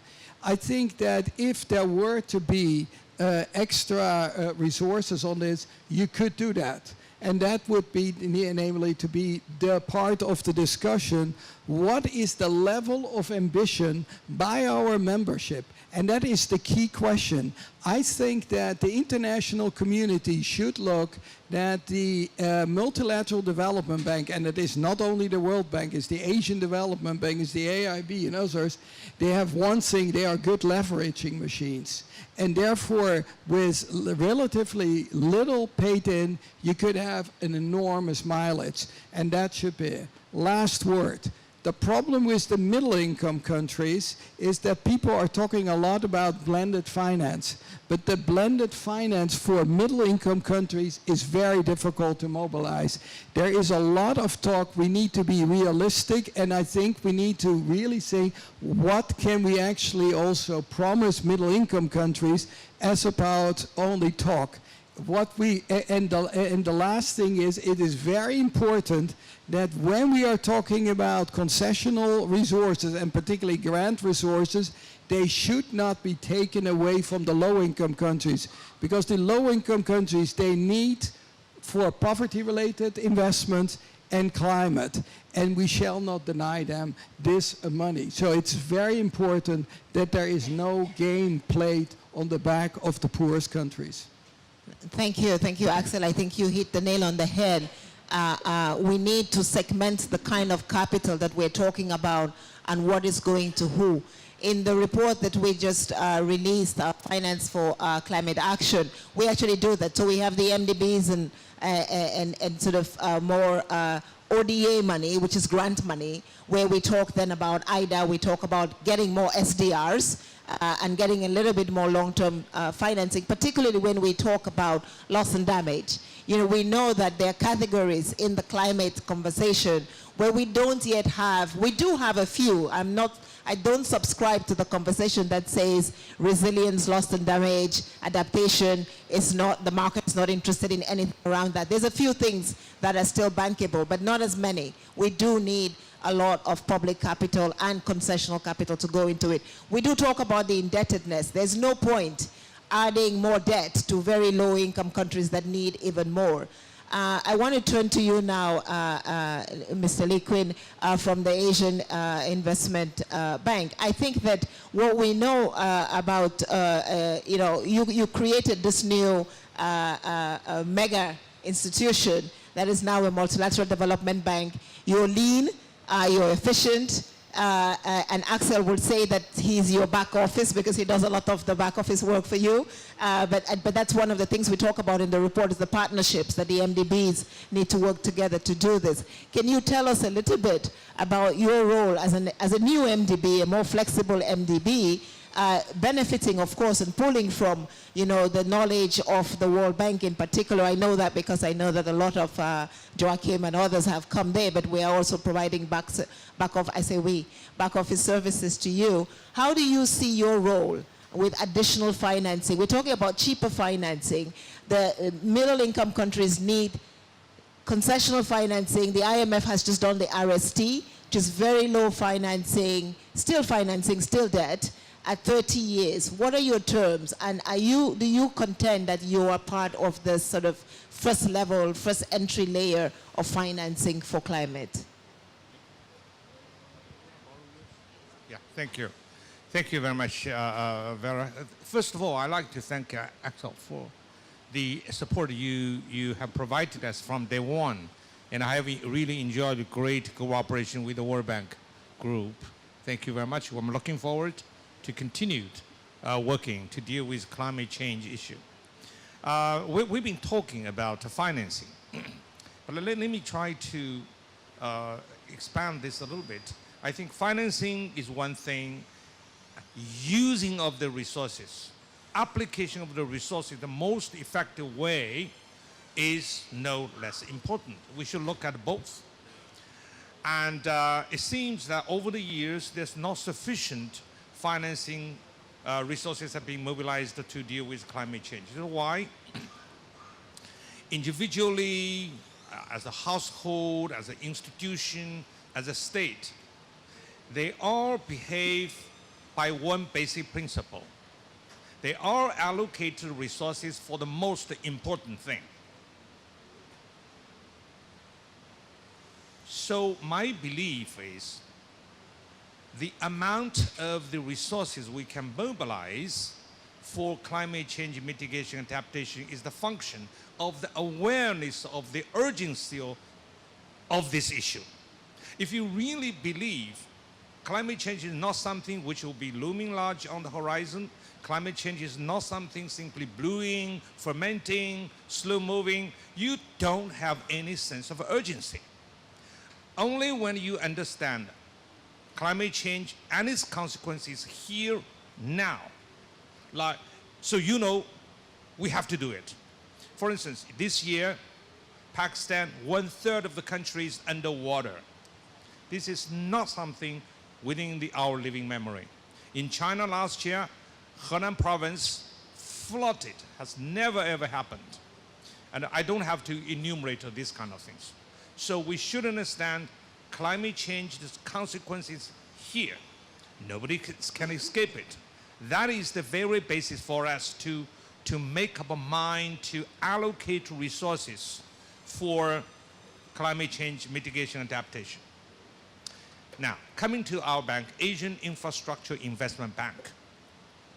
We were born into the 21st century right after the Paris Agreement was entered into, just a couple months later. And over the last 7 years, we have been allocating resources for environmental protection, and climate change mitigation adaptation when we invest in infrastructure.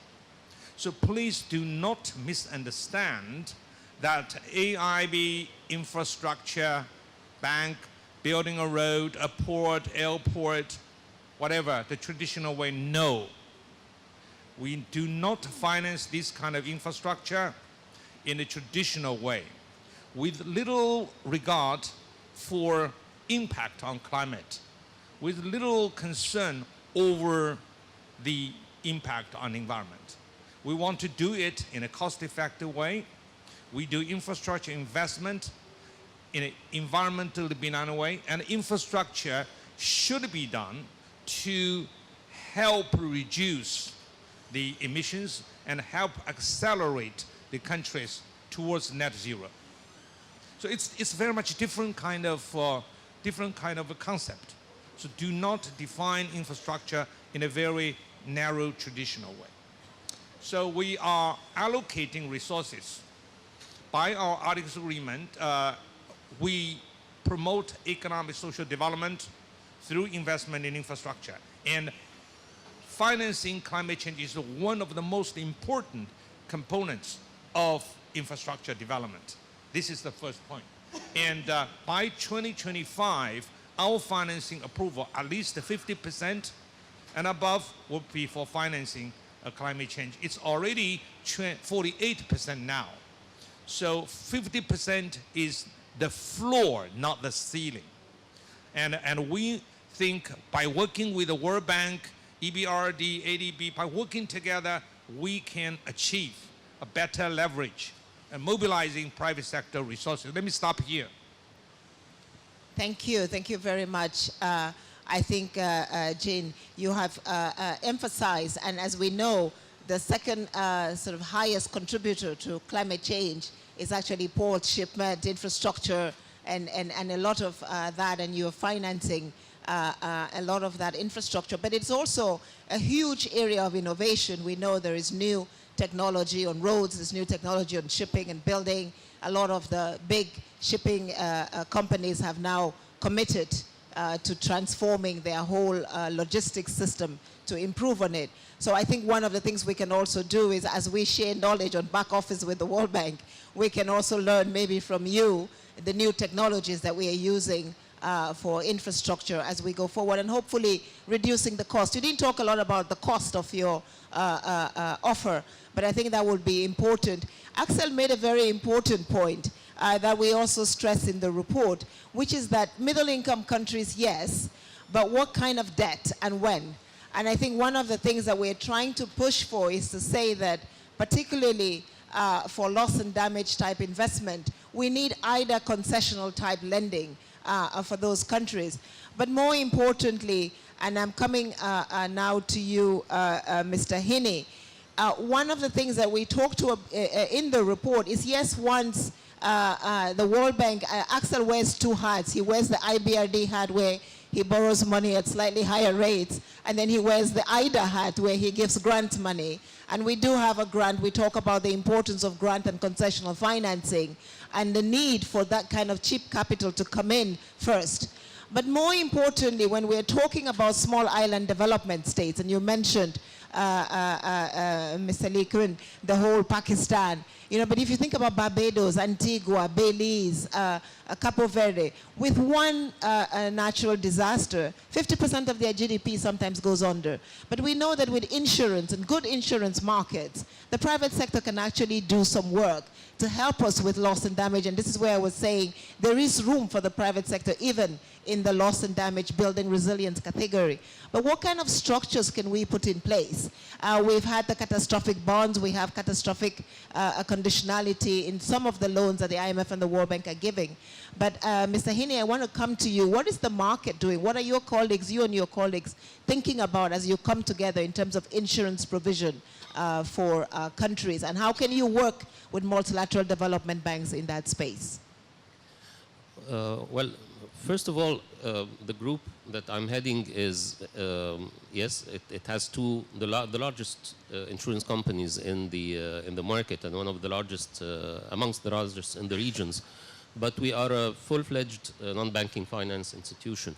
We have again, also the largest investment portfolio in Egypt, and we are the largest institutional investor. And it is in this context, I believe, that we should be approached and approach the situation. To answer your question quickly on insurance, and we don't face this natural disaster problem here, for example, in the country, although 10 years from now, we are told that a very serious problem is coming our shore, literally, in Alexandria because of the climate change. To tell you the truth, a problem of that magnitude or a catastrophe of that magnitude, insurance is not going to help. It's not a matter of money. It's the preemptive action that is important. It's preventing the occurrence of this disaster that's important. Insurance companies, in my view, are always passive participants in whatever part of the economy that they're involved in, be it green or brown or blue. Whenever there's a project, they will assess the risk, they will come up with innovative solutions, but they will not be the creative party in this respect. So if you allow me, I think the answer to the insurance question is very simple. Insurance companies are here to accommodate the risk. So whoever is thinking of a structure for a natural disaster, for example, for a problem that's going to occur which needs money, which needs compensation if it ever occurs in order to help the concerned entity, insurance companies are willing to help. This is the easy answer and the quick answer. And in my opinion, and I feel a bit responsible here, or a bit of a responsibility being the only one from the host country on the panel. In my view, it's a matter of the investment itself rather than the insurance of whatever. The insurance of the covering the risk, the insurance covering the consequences, the compensation or the prospective compensation. I believe that the investment in itself, which my colleagues, of course, addressed before, but addressed from a very grand perspective, because they are talking about the world at large. We are not a small island, we are not a small country, but we are very much not there when it comes to green, when it comes to addressing the problems of climate change. And we feel it as at a bit of a disadvantage. And I believe that hosting this conference was maybe a message that we are putting the cart in front of the horse. Egypt is not where any of the countries of my colleagues on the panel is when it comes to addressing the challenges of climate change. And by hosting everyone here in this pleasant, sunny atmosphere, we were hoping to get a jump start to this issue. You are going to spend a couple of weeks here, of course. I hope that you enjoy our hospitality and you enjoy this beautiful city, but then everyone is going to leave. And after they leave, Egypt will be left with its own challenges. And in my view, it's a golden opportunity for us to get together and do something about this. And again, this is not an insurance point. It's a conviction. I believe that with everyone here around, when they see, for example, a country like Egypt with a beautiful city like Sharm el-Sheikh, there's a copy in another city, which is Alexandria, that could suffer and maybe even be wiped out. So I believe that the international institutions, World Bank and the others, viewing this problem, seeing these challenges firsthand, hopefully could collaborate with us locally, with our very limited skills and expertise, with our very limited perspective of looking at the climate change challenges. I hope that they could help in this regard. Thank you very much, Mr. Hini. Egypt has done quite a lot, though. You have one of the largest solar plants on the continent today, the Benban 1.5 gigawatt. I think where you bring together both the private sector, development banks and others. So there's something to show. I think Egypt, the COP, is also to say that, to bring attention to developing countries, and it was an important point. I want to go now to African Bank, which is, again, like I said, financing, providing finance to investors, particularly the private sector, for trade, and to have your perception a little bit about what more can the MDBs do, what can we do about reducing the cost of financing for those who have access to market finance. What is the role of institutions like yours in helping to advance the whole conversation around climate financing, sustainable bonds, and more access and better access to that? Thank you very much, Vera, and thanks to my colleagues on the panel. What we think, especially from Africa's perspective, is that the problem we face on the continent is a problem of resilience and adaptation. Because as we all know, the situation here is not that we are contributing so much to what is going on. In fact, Central Africa is a net absorber of carbon. So at the same time, it suffers from extreme weather conditions. So there is an urgency to find money to help countries in Africa to do the adaptation that's required, the issues of loss and damage. There's so much money being called in the somewhere Stern report. So much money, $1 trillion, $2.5 trillion to $2.4 trillion to 2030 and so on. Where would this money come from? That is one question. And if the money comes, what are the projects? How would the projects be prepared for the investments that are required to be made? Where would the money for this come from? There's a lot of talk too about tiering of the kind of funding required, the commercial funding, concessional funding, even grants. We think that we need to find ways to deal with each of these tiers in a specific way. If we want to do project preparation, if we want to support the low-income countries, I think more or less we can talk about grants, but I do not think it is good to call it grant, because in fact, calling it grant makes it more difficult for the donor countries to send the money because of what may be happening at the home country. It's better that it be seen as a way of accumulated emission compensation, carbon emission compensation payments, so that people begin to see that it is a way to buy down some of the damage that has been done over the years. Now we go to the commercial. The middle-income countries, and some projects that are supposed to be done can be done commercially. Countries are actually borrowing money, going to the markets to borrow. However, we know that access to the bond market for Africa is not the same as that of other countries.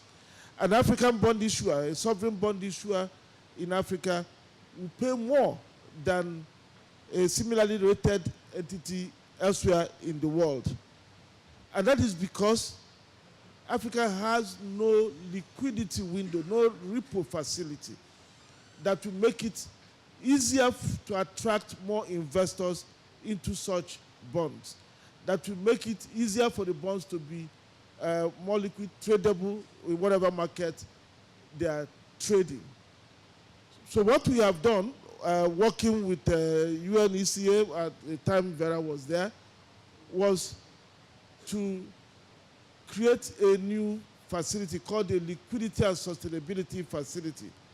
Of course, the CEO of that fund, that facility is here with us.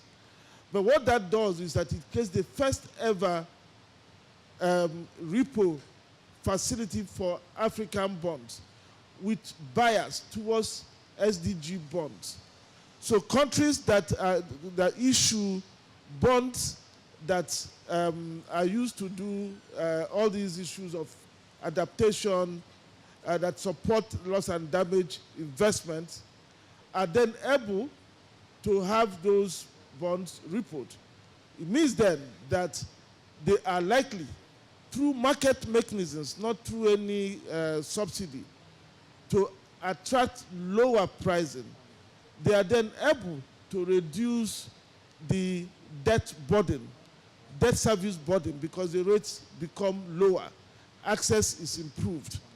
And increasingly, the continent will become, will start attracting funding at terms that are closer to what we see elsewhere.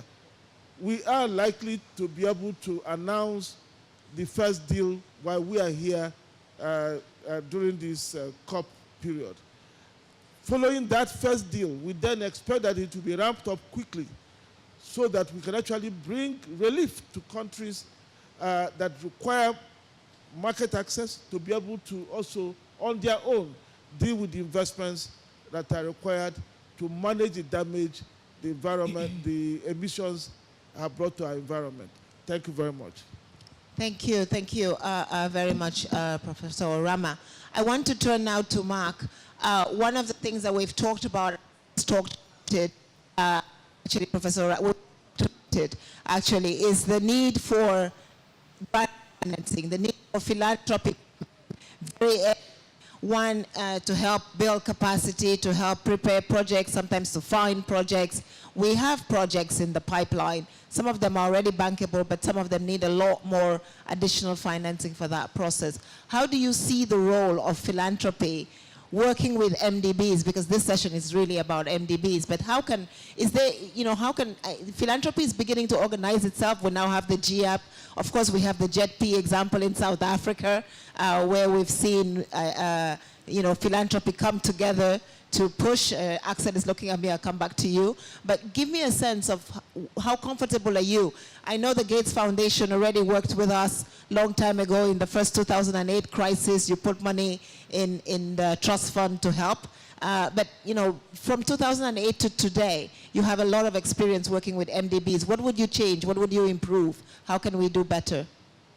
Thank you, Vera. And maybe a couple of points on that. First, just starting with one that Jin made earlier, is just a reminder that the climate crisis is real right now, and it's affecting the world's very poorest right now in terms of tens of millions of people, whether it's from the Pakistani floods, whether it's the drought in the Horn of Africa, whether it's the floods in Nigeria.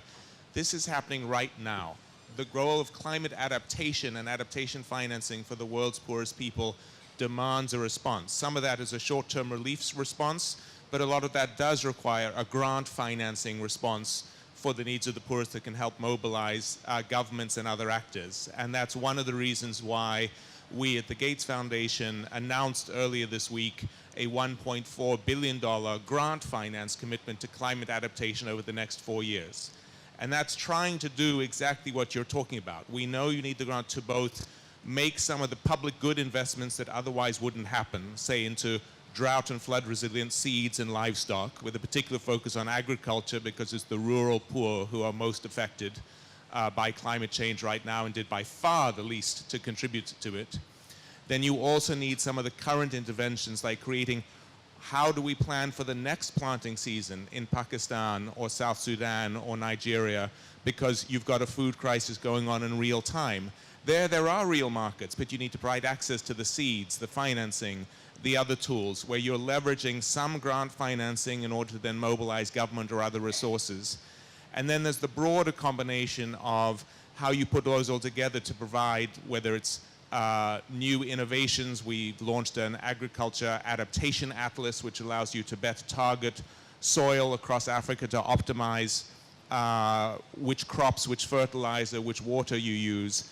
Now, each of these are public good investments to help create what will, over time, be commercially viable investments. There are genuine markets, whether it's, you might not think there's a genuine market in cassava flour in Mozambique because it's not something that has naturally attracted private finance or even, subsidized public finance, but there is. And so I think what there is a balance of a role for pure grant finances like us to take those risks, produce those public goods, and then you want a combination of some of your traditional, both national resources and traditional aid resources coming in, but we also have to face a reality that at this COP, and you've written about it eloquently in your report and more broadly, there are more headwinds facing lower income and lower middle income countries than in the last 20 to 30 years. There's the debt challenges, there's the drop in traditional ODA, there's the lack of fiscal space after 2 years of responding to COVID.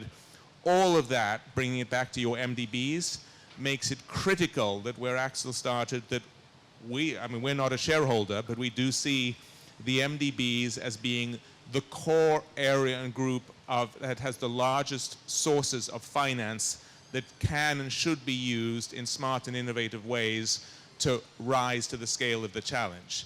That means finding ways to both, can we find innovative ways to provide regional pooled mechanisms to actually use and mobilize some forms of IDA funding that could be used around particular agroecological zones, for example, which might cross multiple borders?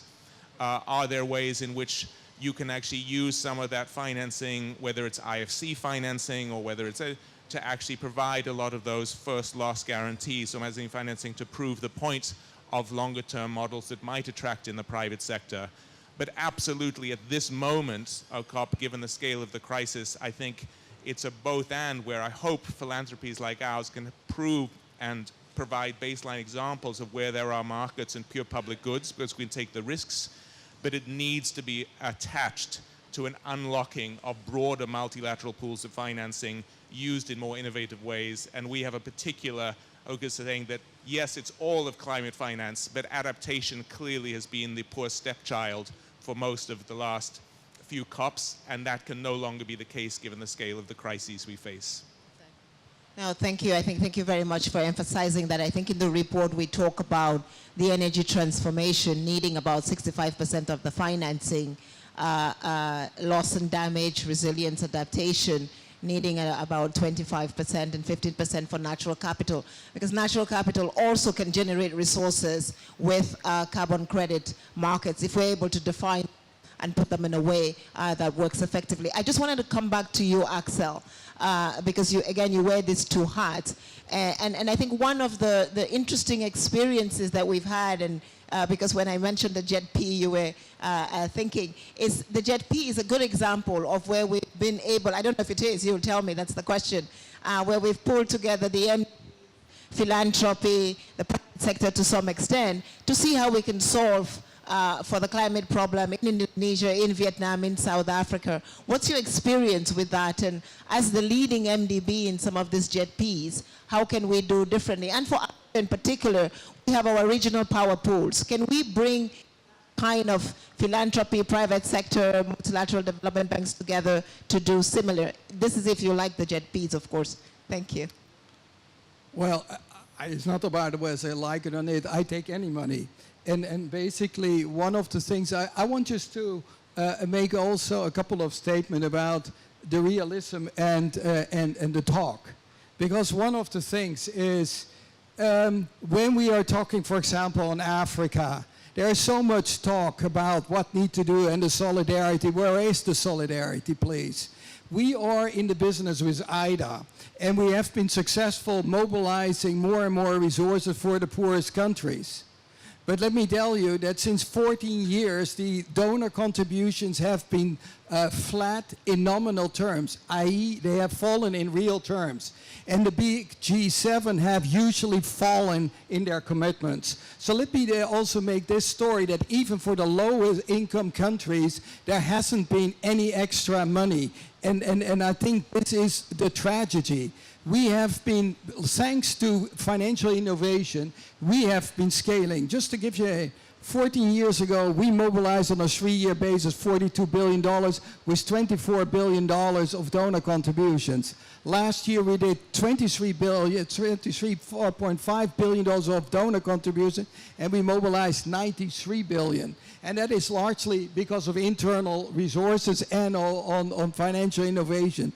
We will squeeze the thing is, and we have been moving our money to Africa, meaning that actually almost half of our resources are going to Africa now, and that will stay. And I expect till 2030 that we will invest $250 billion in Africa alone, and probably upwards 100 billion for climate change. What we would like is that we are not alone. And including on the adaptation, what you mentioned is we put 55% of our benefits in climate change in Africa to adaptation. I would say that others should do the same. And I think this is what is the... We are here isolated, and basically people are talking about the money. So I'm welcoming. We can do all the innovation what we want. But I have been on the finance side as well as on the operational side. On the finance side, I've done the JEF replenishments, the IDA replenishments, I have the capital here. But the bottom line is you will need some shareholder contributions, however you turn this. And that is what is, I think, the big challenge is that the time is now to discuss, not to renegotiate the same dollar that we have done in before. And we need also to say that for the middle income countries, there is money available. What is currently been done is that out of the IBRD, we are transferring money to IDA. And that money is bigger than that was ever paid in by the international community. So one of the things is if we want to help middle income countries, we will also need to keep the money there and provide the loans that they can do it. And I think you can have all things, or combinations with philanthropic institutions, with the private sector. The sky is the limit. But a couple of realities are there. One, in Africa, little private money is flowing. And I think we need to be very clear. We will need to have the de-risking. We have de-risking instruments, but I think people will need to put more money, and also to be clear that in the poorest, and particularly the fragile states, even more support is necessary. And then in Asia, we need to collaborate not only with the private sector in the OECD countries, but with the local private sector to see how we can mobilize more money, particularly for the coal exit. So here we need actually many more new coalitions. I would think is that I welcome that what was started in Glasgow should be continued here. I must say there is too weak representation of a private sector, particularly financial sector here in Egypt. There are too few finance ministers. If I look in Glasgow, there were far more there. And one should... They're dealing with crisis now. Huh? They're dealing with crisis now, Axel. But basically people could time their meetings also. We knew that. And that, I think, is what is needed, because we need to keep the momentum. And right now, that has a risk that it is failing. No, thank you very much, Axel. I think three things that we need to increase the capital base of the MDBs. We are calling in our report for SDRs. I am personally saying, you know, why don't we do a climate SDR issuance, which doesn't follow the standard quarter allocation. Maybe we give more to the island countries and do it in a different way. But clearly, additional financing is needed in the system. With the economic environment today, we may not be able to get that from fiscal space of the developed countries. So the SDRs stand between us and solving some of the climate problems as we see them today. I want to come back very quickly in sort of a closing round set of questions. I'll start with you, Professor Orama. What is the one thing that you will want to do with MDBs? You've been working with the World Bank on the COVID. You have good experience. What would you like to see more? You've been working and talking with AIIB as well, and philanthropy. How, as Afri-Exim Bank, Axel has said, Africa, Africa, Africa, you are the focus. We are in Africa, in Egypt today. What will you need? You're one of the largest investors in some of the Egyptian infrastructure. What do you want to see the MDBs do better? Thank you very much, Vera. I think with actually the World Bank, we did something that was extremely helpful to the African continent during the COVID pandemic. when we put out the guarantee to purchase Johnson & Johnson vaccines, a guarantee up to $2 billion, we had the World Bank behind us, giving us the capacity to be able to issue the guarantees, supporting the countries, so that as we issue the guarantees, the countries that had they had projects that were eligible for projects were then supported by the World Bank, who then took over those obligations. That was really very good, made it easier for us to do that deal, and made it work for the continent. It is this kind of collaboration I think institutions like ours need to see more and more with the multilateral development by the global MDBs. With regard to the climate change issues, we need, your report has talked about large sums of money that are required. We, the regional development institutions, the regional trade institutions, actually down there in the field. We deal with the countries, deal with the private sector that confront these every day. We are confronted with requests that we need to meet, and these run into multiples of what we can carry on our capital base. So the kind of collaboration we did with COVID is the kind of collaboration I think we have to find a way to forge with the World Bank. You mentioned about the climate SDR. The green SDR, why not issue it, IMF issue it, and we use it to support the kind of funding we require to prepare projects. Why don't we issue it so that we are able to do more for the very, very highly indebted countries without creating more debt problems? So these are the kind of collaboration I think will work for Africa as we collaborate to fight, to deal with the climate challenges. Thank you. Thank you very much. Mr. Lee Quinn, I think one of the big things that we've been talking about, and you're funding some of it, is greening the BIR. And you've done a lot of it, you've funded some of it together with the bilaterals, and we've been talking about that. What more can we do with yourselves, working together with countries? We've talked about the need for cheaper, accessible, faster capital. What do you think the AIIB?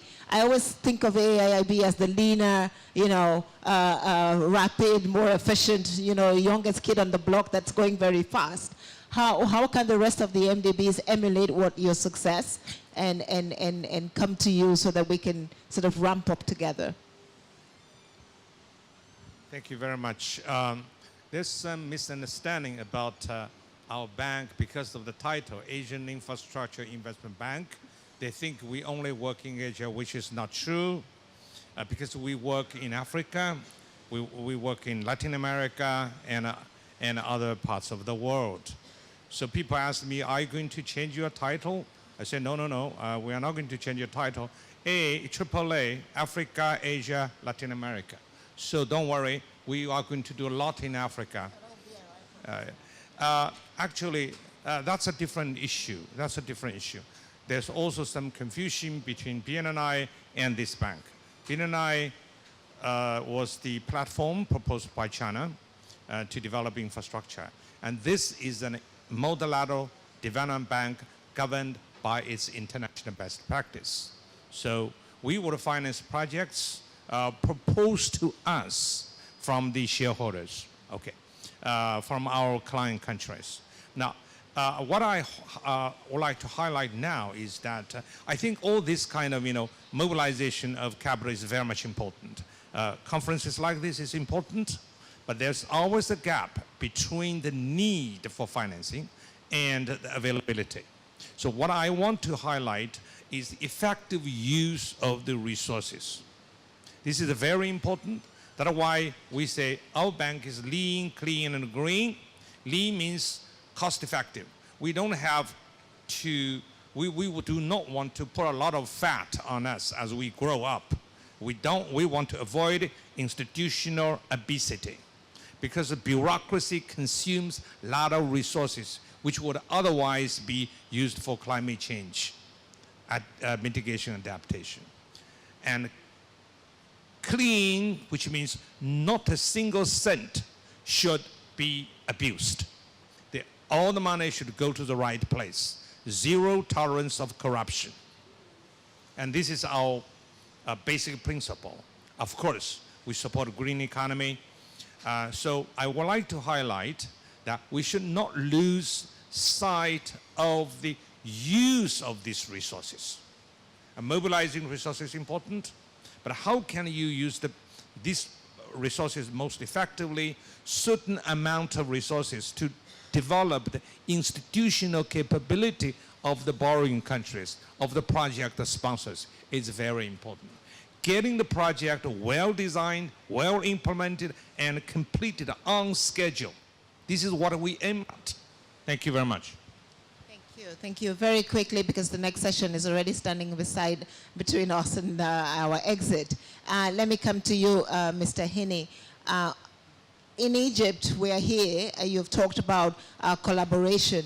I don't know if you've been working with any of the development banks and what has been your experience? We're talking a lot about first loss, about bringing some equity into projects.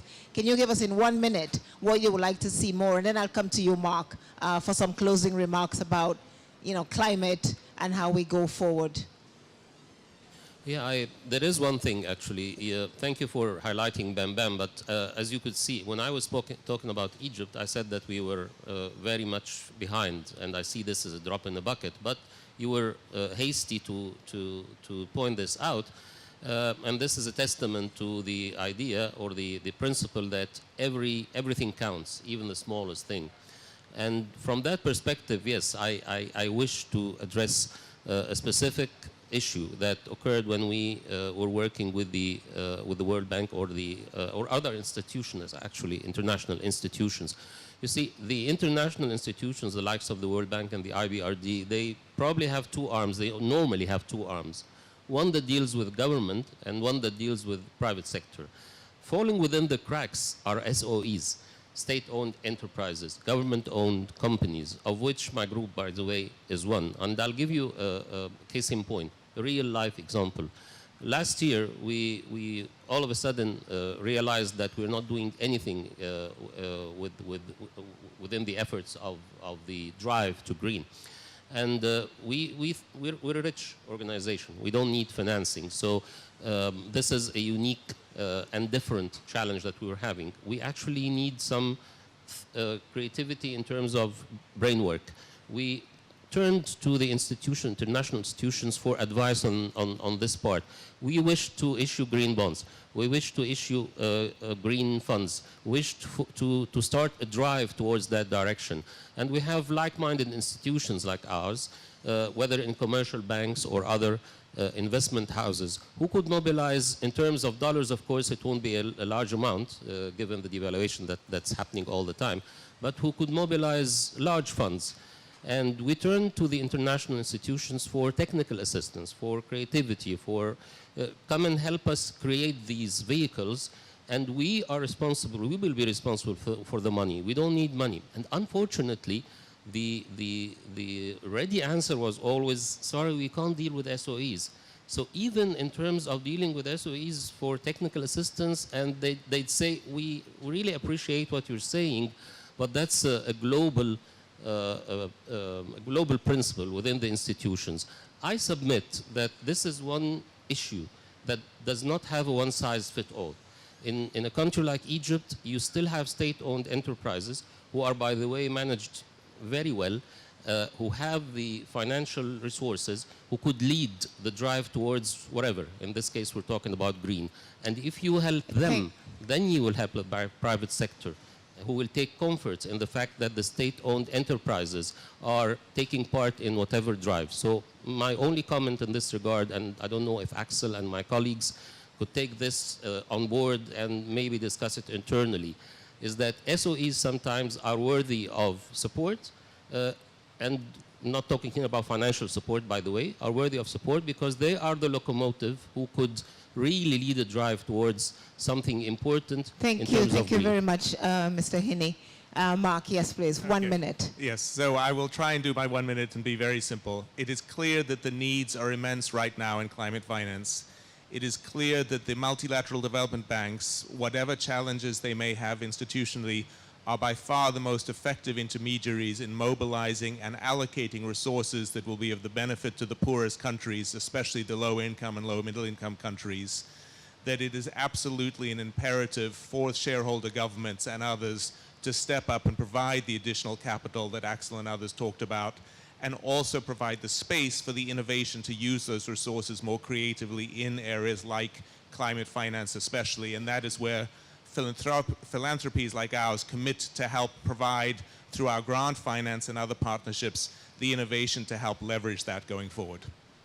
Thank you very, very much. I think what we have heard today is clearly the MDB is already working together, World Bank providing support to the AIIB to get it started, the World Bank leading mobilization, having its largest mobilization ever, working with the African Exim Bank on blending and reducing resources, philanthropy coming in. So we already have these models. And I think, as we say in the report, now it's a question of scale, a question of speed, and really then a question of seeing how we bring it all together for low-income countries, middle-income countries, to ensure that the climate challenge becomes the development challenge and we can face it together.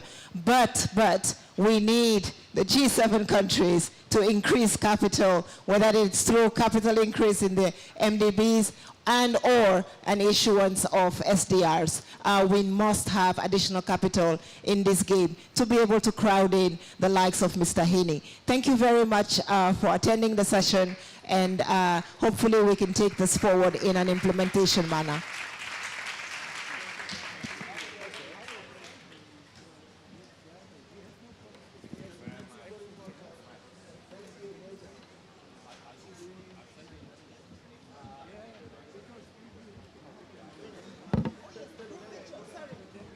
Hello, sorry, we need a group picture. That's my one moderating request, sorry.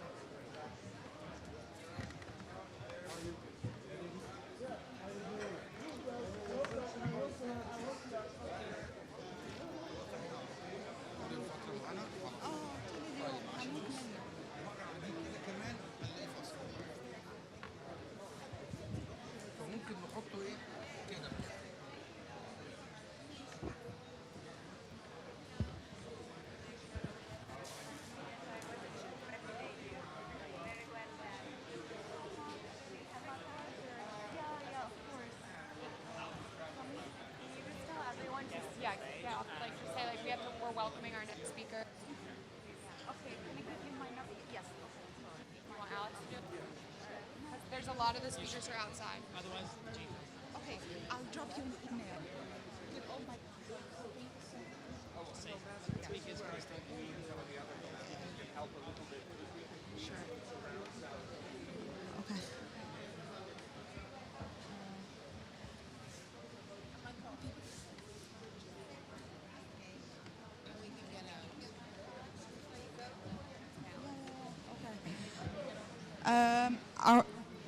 Your Excellencies, our distinguished guests, ladies and gentlemen, please, we would like, if you don't mind, to take a seat. We would like to start our next session.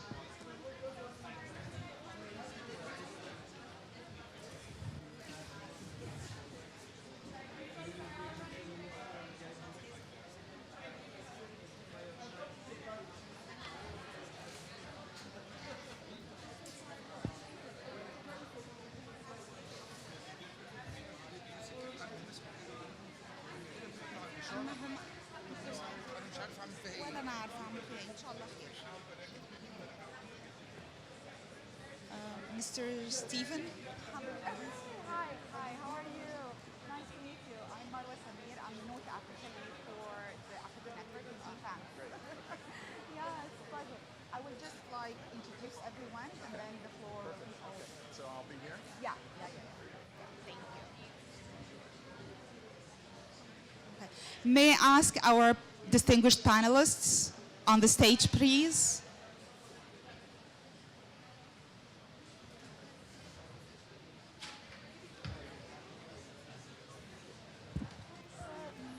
Meeting you. Nice meeting you. It's a pleasure.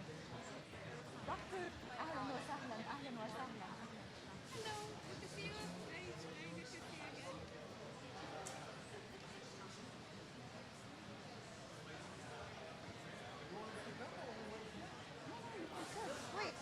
Please. Whatever. It's okay. It's please. Yeah.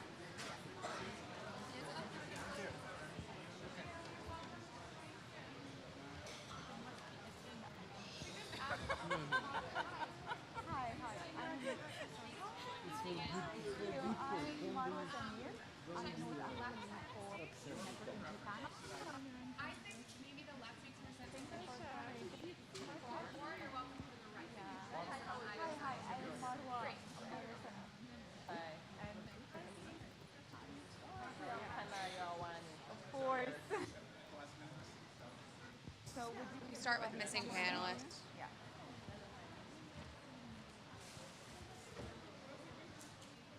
Please. Yeah. We have to find someone to catch up.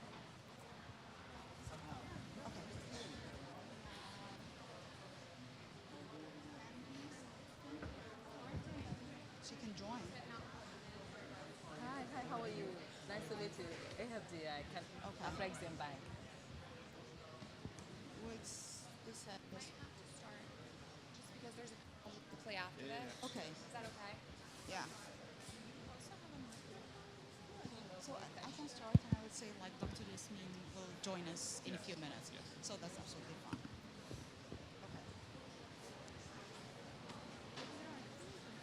Okay.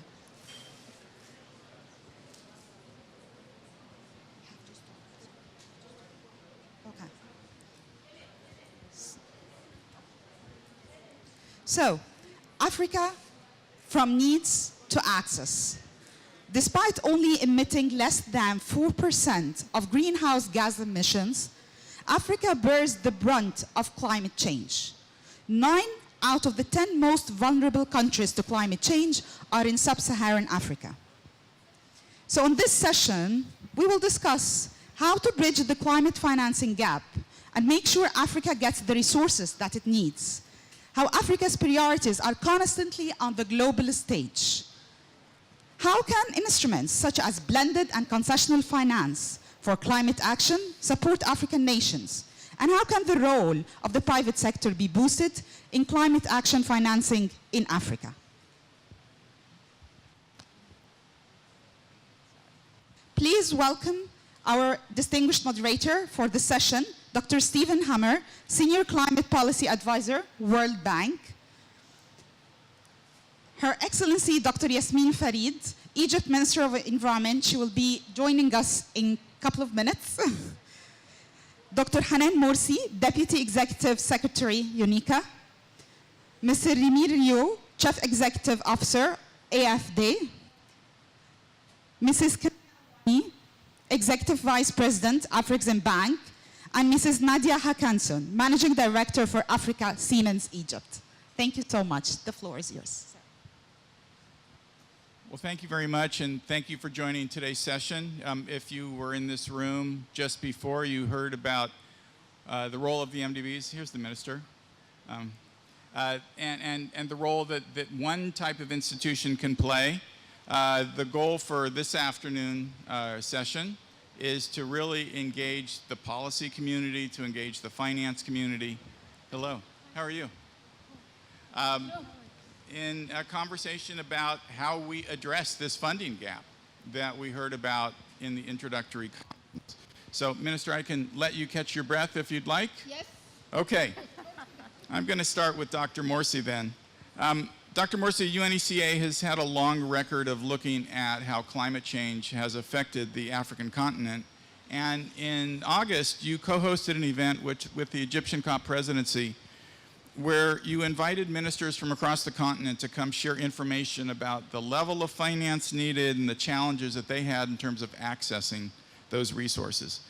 This is a situation, a conversation that was made all the more challenging by the lingering impacts of COVID on national economies, and then now the ripple effects this year of the war in Ukraine on energy prices and food security. So can you talk a bit about the key takeaways from that conversation and how we address three, very different but all expensive, crises? How do we take those on in a systematic way where we can achieve multiple goals at the same time? Thank you very much. Good afternoon, everyone. We had the honor of co-convening with the Egyptian government the African Ministers of Finance meeting ahead of COP to actually discuss all these finance issues and come focused to the discussion here at COP27. As we have already heard throughout our days here at COP27, Africa in particular is a continent that contributes less than 3% of global emissions, yet it's the most vulnerable region to actually the consequences and the costs. And at the same time, it's a continent that also has been hit hard by, like many other low-income and middle-income countries, by a tsunami of global shocks, be it the pandemic, then the implication of the war in Ukraine, and then what we're going through now with the cost of living crisis that is one in a generation type of, as we call in the UN. This, at the same time, also the continent has been increasingly exposed to consequences of global warming in terms of extreme weather shocks. We've seen droughts that East Africa is really suffering from. We've seen droughts even in Morocco that is the worst in 40 years.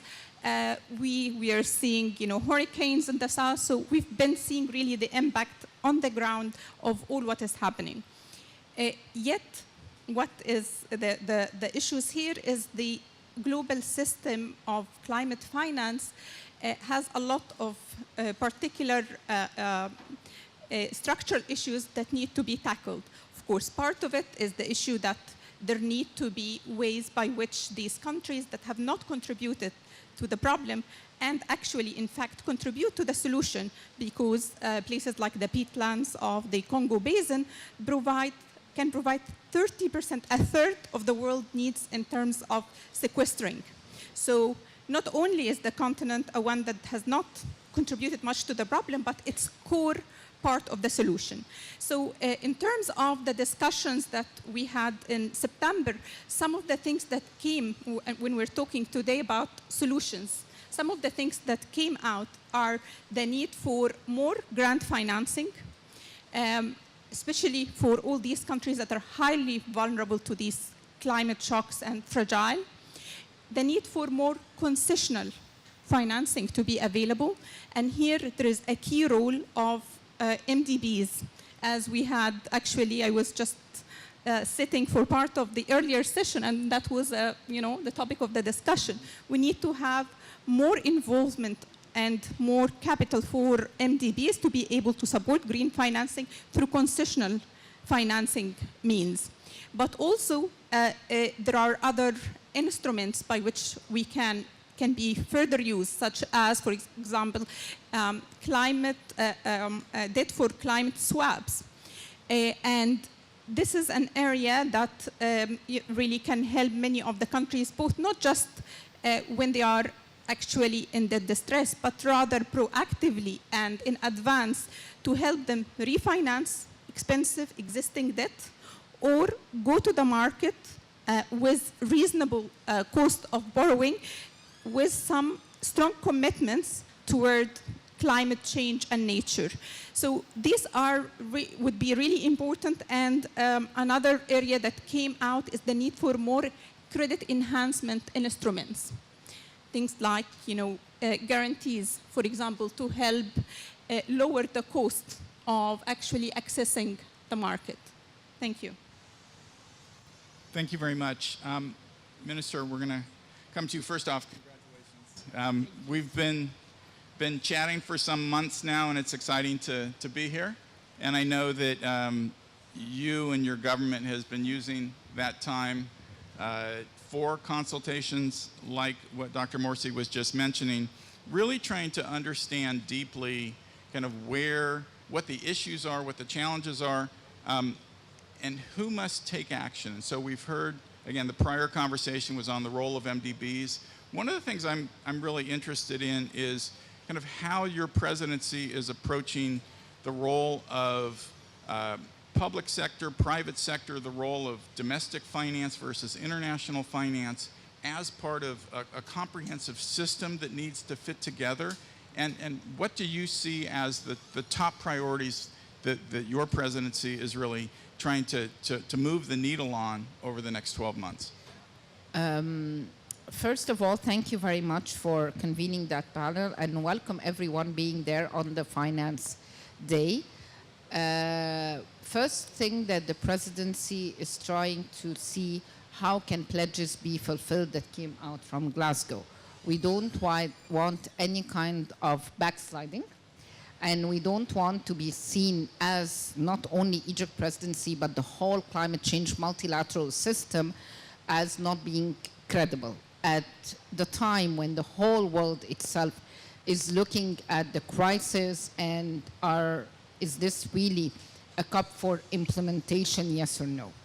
The issue of how you are looking at the private, the public, and the blended finance is not the issue that we would like to see as the main entry point to that. The whole system of the global finance response has to change in a way of, one, streamlining the process of how the financial mechanism serves mitigation and adaptation. Second, work closely on achieving the progress on the global goal on adaptation, because that solves a very important part in the equation of, are we doubling adaptation finances? Came from Glasgow to, okay, if we're doubling, how are countries, developing countries, least developed country, accessing the finance for adaptation? If you don't have that goal, you will not be able simply to access the finance, even if you streamline that process.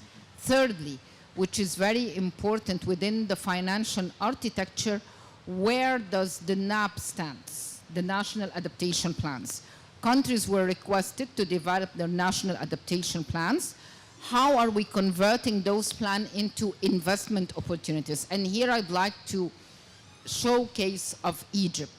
Over the last 12 months, here I'm getting out the hat of the COP envoy, I'm wearing the hat of being Egyptian Minister of Environment, is that we, together through a very condensed national interministerial owned process, were able to develop a strategy for 2050, an updated NDC, a package of the first priority areas where we linked energy, water, and food. And this is in itself is a story to tell, because the story is not only about a multi-stakeholder platform that gets out all the different partners together, but the story is that you're linking the energy, which is mitigation, bankable, to the water and food, which has always been the case within the financial mechanisms, that how are those bankable? So the questions of adaptation, NAPs converted to investment plan. So if it's converted to investment plan, how can they be bankable? So if they are bankable, how can we access finance? You know,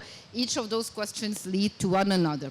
So that is something, plus what I would say, the opportunity within the carbon market, the voluntary carbon market would still be something that we would like to look at on how best to change. Just quickly, the quick message is, We will not be looking as presidency as the finance and a global response within an architecture that looks alone on the 100 billion, progress on the new collective goal on finance. It cannot be like that. We have to link that to the global goal on adaptation, where will be the transparency in Article 6 and the carbon market, because that together with opportunities of global initiatives, of different case studies, of actual implementation, I think that would make something really meaningful that we can show to the world during our presidency. Thank you, Steve.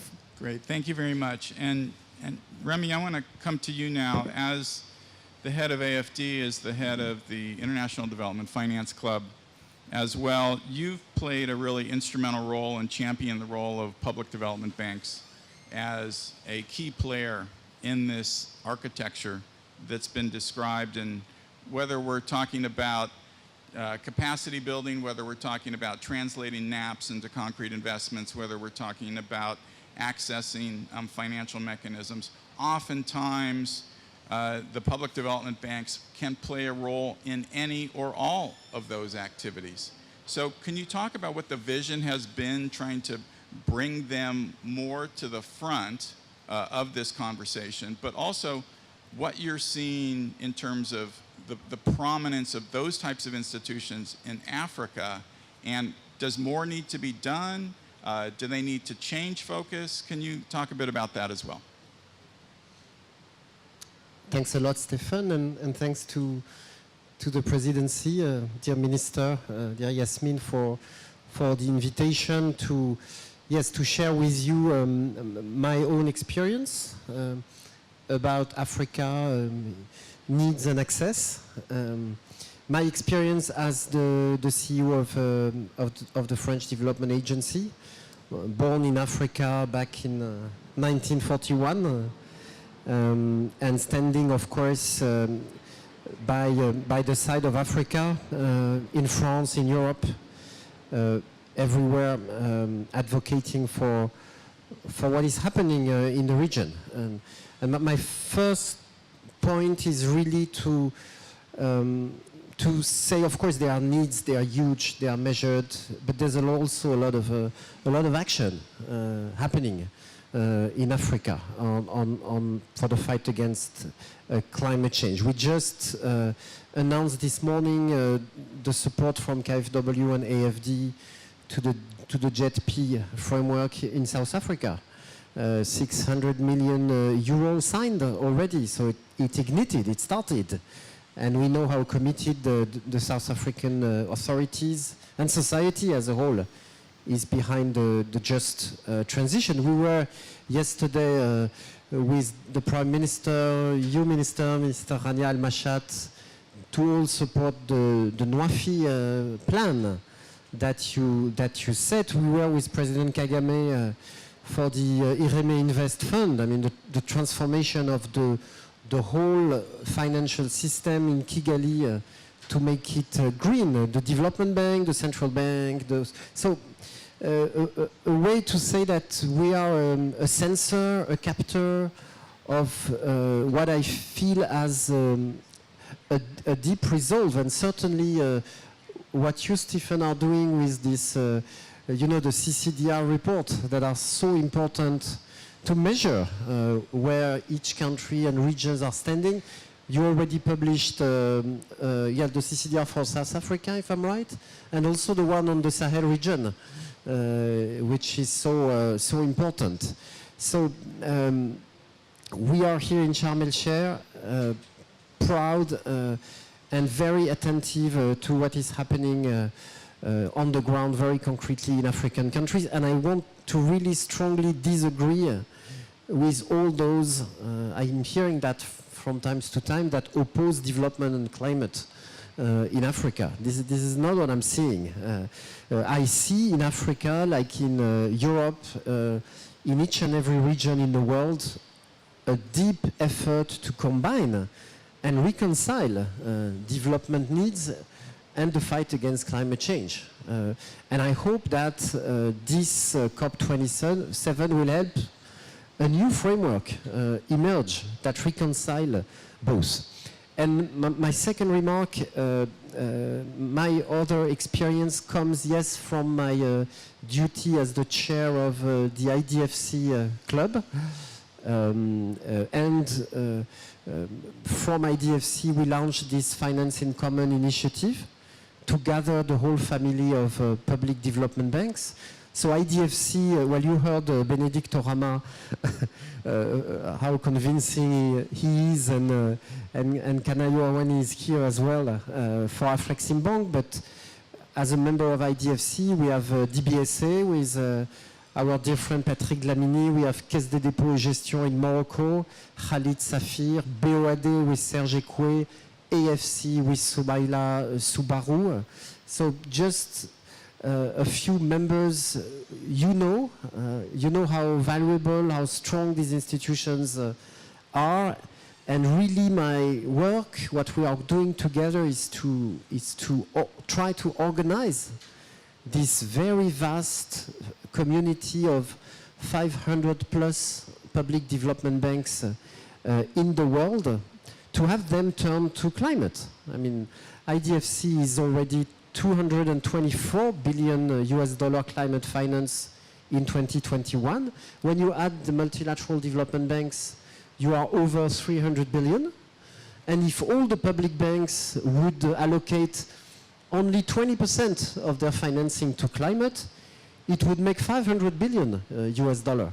And probably we're not that far from that. So let's pay attention to this group. Let's mobilize this group, not for itself. Jay is here, of course, to mobilize private finance, to mobilize their own ecosystem in their own country, so that we do more. So we were in Abidjan 2 weeks ago. All the public banks from Africa were there, 100 of them. Only 1% of total assets. So there's a real issue to have these institutions recognized, empowered, to have them, to see them grow, so that they play the role of public development banks in their financial system, which is what is needed everywhere in the world, including in Africa. So I close by saying that I dream really of a seamless architecture with the buy-in of national institutions to support the whole system, with the capillarity to provide the last mile. Yes, to do more.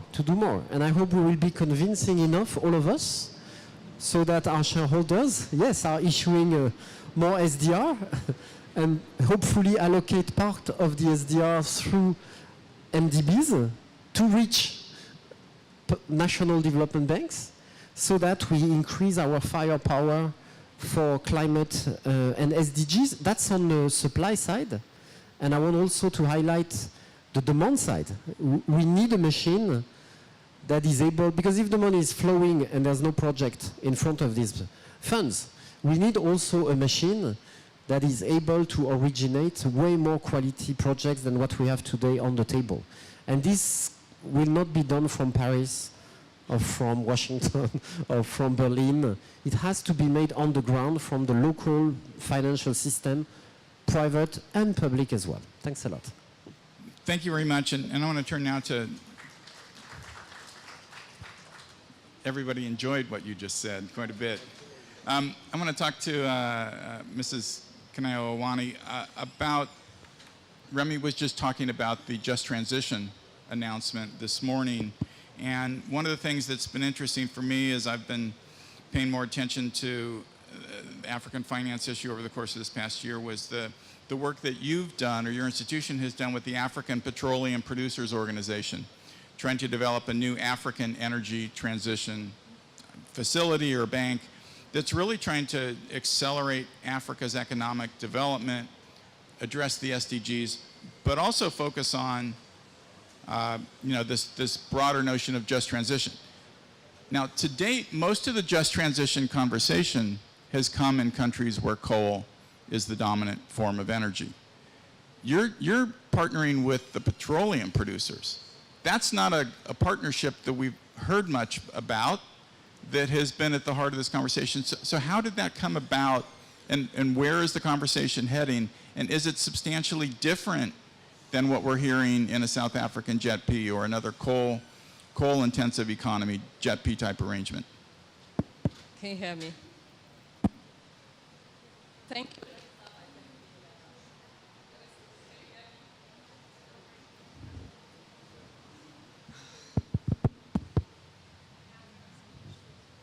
Issues. Hello? Okay, this is better. So let me start by thanking you for having us on this panel, especially the government of Egypt. We are happy to have supported the government for this incredible program. Overall, I'll start with the rationale, and that rationale comes from the fact that Africa will account for maybe about 600 million people who don't have access to electricity. And what that means is that our livelihoods are inhibited. It also means that, level of industrialization is challenged. The other issue is also the issue of the fact that, and that's something that we've been saying all through this program, is that Africa has not carbonized, but rather we are the victims of carbonization. And as such, like you rightly said, we want to promote a just transition. And that's how that rationale came about to see. And again, that the fact that the continent will account about 400 or 500 trillion cubic feet of gas. And we think that, harnessing and exploiting that opportunity for a just transition, it will be in the best interest of the continent. And so, as a bank, we've been promoting adaptation. And part of that is the Energy Transition Bank. Yes, because like I rightly said, Africa accounts for about 500 TCF of natural gas. We need to harness that to be able to support Africa's development as well. The lack of the electricity impoverishment affects livelihoods, our welfare, our well-being. It also affects our level of industrialization. So how does the continent, industrialize, especially with not just coal, quite a number of fossil-dependent economies. We also looked at ourselves that because of the huge demand that we have now receiving, as there is international capital retreating to support oil and gas interventions, we needed to do something about it in the interest of our continent. And that's how we decided to partner with the APO, the African Petroleum Producing Organization, to set up the Energy Transition Bank, which does a few things to restore and also leverage capital, to support African economies in the transition period. It's also to see how we can support the energy value chains, and also leverage or to help mobilize funding.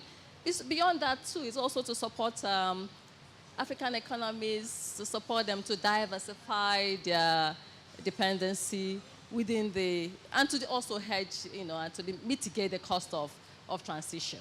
So the way to look at it is, it was more focused on adaptation to see how we can support economies, knowing that we are the low rung of development radar, as the narratives around climate change, carbon markets, we are acutely aware that we are more the victims, and also a conversation around loss and damage is more useful. And that we're also working, aside from the Energy Transition Bank, the other programs that we have, to see how we can also ensure that we are properly compensated, maybe in the insurance market, to see how we are properly compensated for the loss and damages that we face on the continent at this time. I'll leave it there. We also have other products. In the interest of time, maybe I'll give other people a chance. Thank you. Thank you very much. Nadia, talking about the energy system transition or transformation that needs to occur, we have the example here in Egypt through the NUEFI program where closure of gas-fired facilities, shift to renewables. As you're looking at the current landscape, where you're anticipating things going in the next few years, how much is the market going to be moving on its own? And where are policy measures, innovations in the form of a NUEFI type platform going to be critical to accelerate that market shift? And what are going to be the key obstacles to actually make that a success in the time frame that increasingly we're hearing it needs to be done? Thank you so much. Thank you, everyone, and thank you for having me. Let's just first start that everyone is acutely aware of this situation, right, with the energy poverty and the fact that 600 million people lack access to electricity. I think we have to start with acknowledging that this remains the key priority, right, to end energy poverty, to close the gap, to stimulate industrialization and socioeconomic growth of Africa, and that this transition also requires us to be pragmatic in terms of having clear energy roadmaps, energy development plans. I fully agree with the remarks made by the Honorable Minister. I fully agree with that. It needs to be implementable, right? Clear energy roadmaps, clear defined budgets that support that. And I always think in terms of 3 blocks. Technology is one area, policy and governance is another area, and financing obviously is a key area. Technology is not the issue, right? There's a variety of technologies, gas-powered solutions that also is a key step, right? We have to start by moving away from fossil fuel in terms of coal, obviously. Natural gas is definitely, I agree to your point, a transitional fuel for those countries that do dispose of indigenous access to natural gas.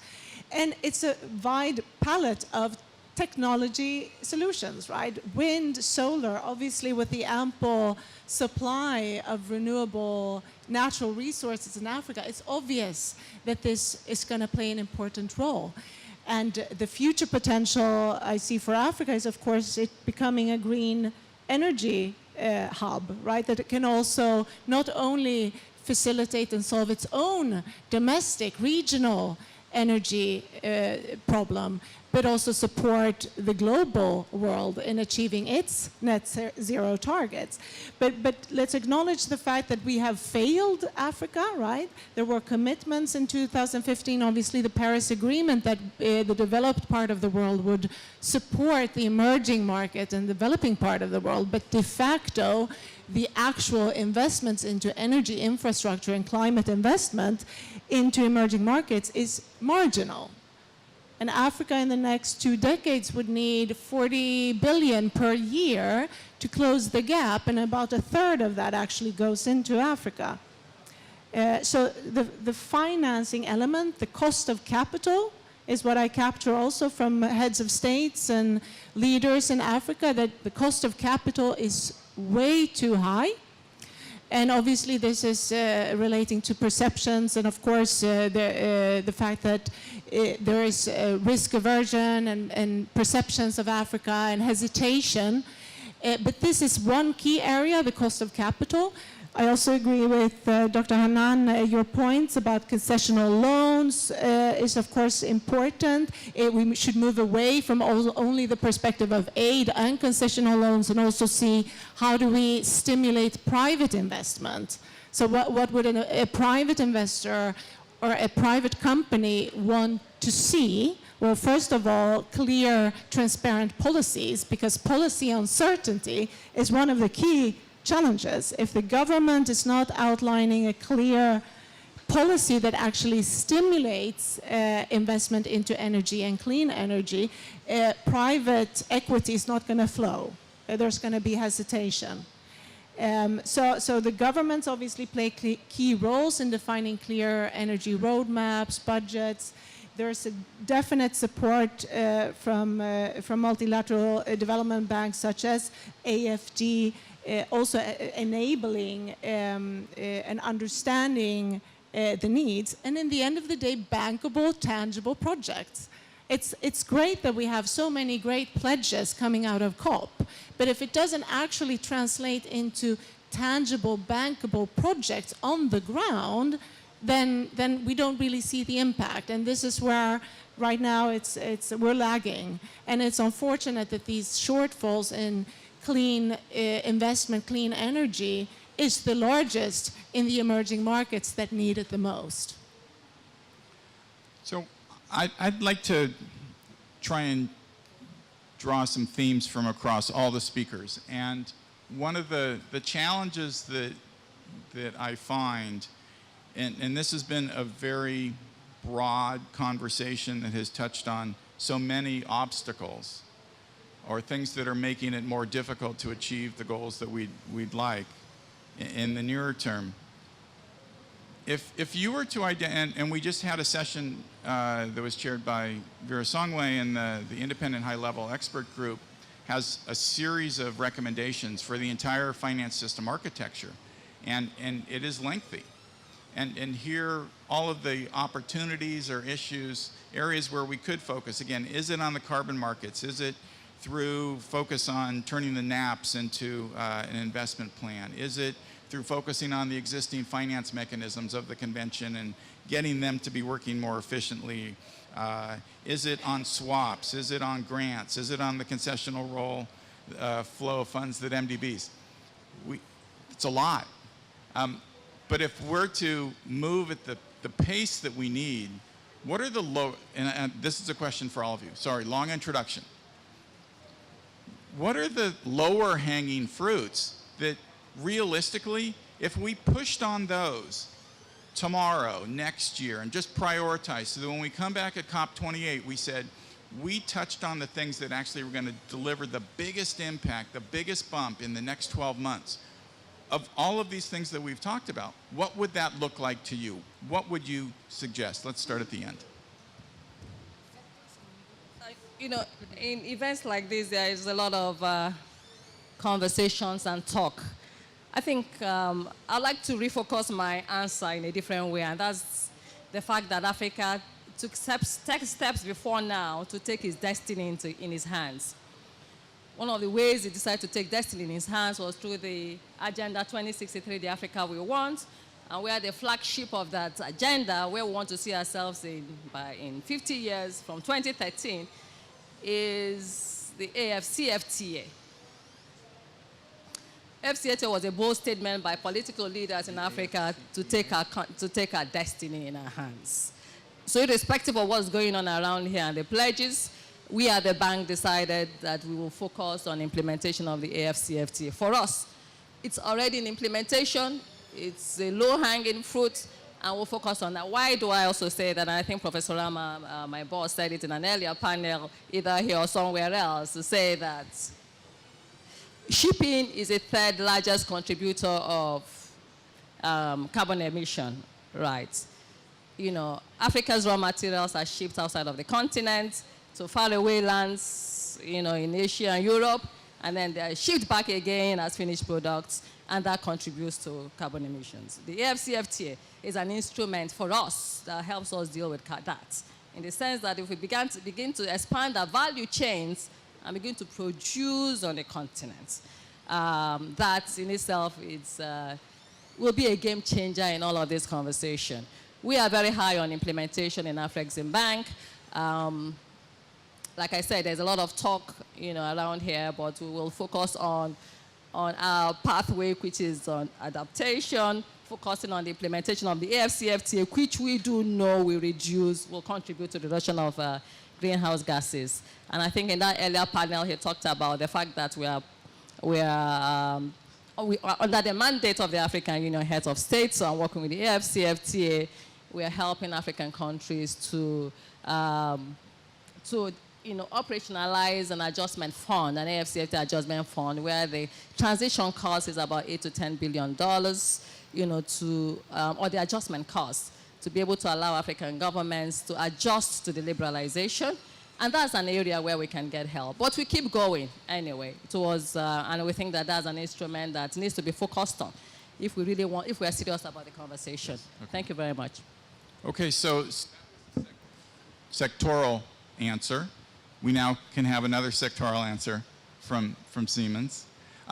Again, if you were to look at what is going to help your sector move faster than anything else, what are the one or two initiatives, if you look across the continent, that's really going to help the energy sector change fastest? I would say, first of all the countries are in different phases. South Africa, we talked about coal transition, repurposing those coal plants to renewable programs, and they had this REAP program, which is also a great example that attracted private equity. I think we can learn a lot from the programs that were already made to stimulate new developments. And for me, it's about defining very clearly the tangible energy infrastructure projects needed per country. And moving away from HFO, old, unmodern power plants, that's low-hanging fruit. Just replacing the old with the new and adding new capacity. That's tangible projects, and that's, for me, the most low-hanging fruit. I also do agree with the Pan-African voice that it's important with the African unity, that there's a lot of potential of collaboration between countries and using this African free trade agreement and developing a climate pact together.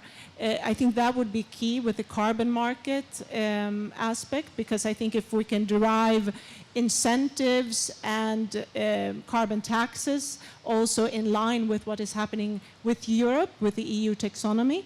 However, warning on this is also that we cannot have a situation where EU is imposing or enforcing its own policy on Africa. I think here we need to have the pragmatic approach and understand that it is a transition. We cannot move away from hydrocarbons from one day to another. We need to do everything in parallel. We need to do everything in parallel. Okay, I'm going to hand it over to the minister very quickly. She has to go. Just final thought. One low-hanging fruit for Africa, without focusing on a sector or mechanism, I think it's very important to de-risk the package of private investment in Africa. If we were able to do that, I'll see that as both as a low-hanging fruit and a long-term enabler for that. And that could really be done within the perspective of energy transition, nature-based solutions, if we would like to change the hat, or even at the level of the small entrepreneurs and how we can join them into that. We need to dig and think, how can we quickly come up within the next 12 months and go to COP28 with a workable, implementable, affordable mechanism for de-risking the private sector in Africa. Thank you very much. Thank you very much, Excellency, and thank you for joining us today. Remy, the public development banks, AFD, MDBs are in a good position to do that de-risking. Why isn't that particular aspect of the system architecture moving as fast or as at the scale that everybody that I'm talking to now? De-risking is just, it's a go-to term. It's a go-to idea for so many people. If now we're at the point where this is a place to focus our attention, what is it going to take to actually achieve that? I mean, public banks are doing their work. I mean, I see a lot of convergence, a lot of goodwill. We really are doing our best. So, and the message from COP21 and the Paris Agreement is now heard loud and clear. So the low-hanging fruit, or what we are expecting for the next 12 months, I think is more about carefully preparing next COP. Because the COP are so important. I mean, we love, we see, we expect the tension in this room because it has consequences on what we are doing. It has consequences on our mandate. And I hope that by COP 28, a new framework, a new architecture, yes, is being defined. This is what we are all waiting for. And this architecture should very clearly, because there's a lot of confusion, identify what are the resources that are needed, well, to finance what nobody will finance. I mean, meaning, is it from the 100 billion? Is it? This is our work from the start. But at the same time, if we create trust enough on this within the negotiation, then please help us do what the minister just said. Help us justify to allocate part of our concessional resources to finance SDGs and climate, to de-risk the private sector, to demultiply. And to be frank, we have no mandate to do that for now. No clear mandate, no KPI, no incentives. So we think that's helpful. So we are doing case by case, little funds, experiments, but it's not a mandate. So the whole, my view is the whole community of the public development banks are asking for this twin mandate. It's not from billion to trillions, it's billions and trillions at the same time. And it's not exactly the same public policy on both sides. So I hope, and I know, well, you heard Prime Minister Mia Motley, you heard my own President Macron, you heard Secretary Yellen in Washington a few weeks ago. This discussion on the global financial architecture, I think this is the low-hanging fruit. We're not that far. We're not that far. But have clarity, and it goes beyond the old framework of ODA, I think, which is now broken, and what is still unclear in the climate finance framework. We have to reconcile, recombine, do the sum of these two frameworks so that we have the maximum capacity to mobilize our balance sheet and our institutions. And then convince, of course, our own citizens in our constituency to do more, to recapitalize, to invest, to unlock more grants and concessional resources for international cooperation. Thank you. Thank you. And we're running short on time, so Dr. Morsi, I'm going to come to you for the last question. Again, focusing on this idea of low-hanging fruit, but also what we've been hearing about the need for collective voice. Can Africa come together and identify, given the different circumstances that we've heard spoken about earlier, can they come together and identify what needs to change in that architecture and how to move it forward in a way that advances their unique needs? Sure, thank you. We're actually doing that already because we have a high-level working group consisting of African ministers of finance, development, and economy, which ECA heads, basically serves as the secretariat, and it includes the World Bank, the IMF, and African institutions, Afrexim Bank, African Union, and AFDB. And we have been, this has been established in February. We've been meeting regularly, and we've put forward a number of asks, including many of the issues that we've been talking about. If I were to identify kind of the, some of the low-hanging fruits, it would be, for example, increasing the funding for the Resilience and Sustainability Trust at the IMF, which actually have this opportunity to tackle climate change issues with long-term financing.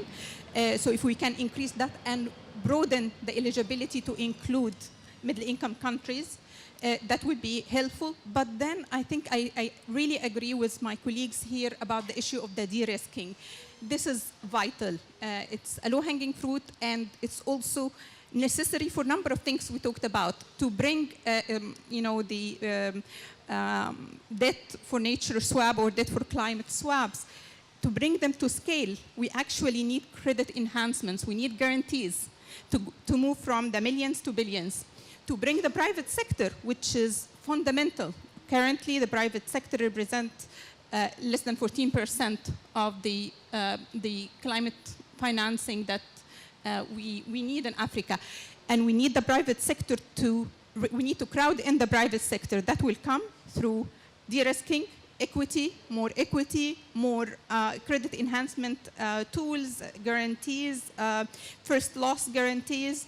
These are the type of things that will be needed. But to do that, this is where we need also the MDBs and where actually number of things can be done to help them. For example, increasing their capitalization, enhancing or channeling the SDR through MDBs to have the leverage of 3 to 4 times what these SDRs can do. And then also to increase the risk-taking on their balance sheets. All that will help a great deal for what we're talking about. Finally, I think this is not something that will happen in the short term, but it's essential if we need to fix the global architecture, which is fixing the carbon credit pricing. This will be essential for the continent, and to have a just system, we need to work on that. ECA has been working with the Congo Basin to help with credit carbon registry and harmonized protocols to increase the integrity of the market, and we need to really keep pushing on that and keep pushing until we have a fair pricing of it to benefit Africa. Thank you. Okay, well, thank you very much. I don't want to be the moderator that completely blows the schedule for the presidency on Finance Day, so I'm going to bring this session to a close. Thank you to our panel very much. I mean, so many ideas have been discussed today. I think this notion of if we were to come back next year, were we able to make progress on these low-hanging fruit? Were we able to speak with a collective voice? I think those are the questions that we need to keep asking ourselves, but I really appreciate your teeing them up for us today, so thank you very much, and thank you.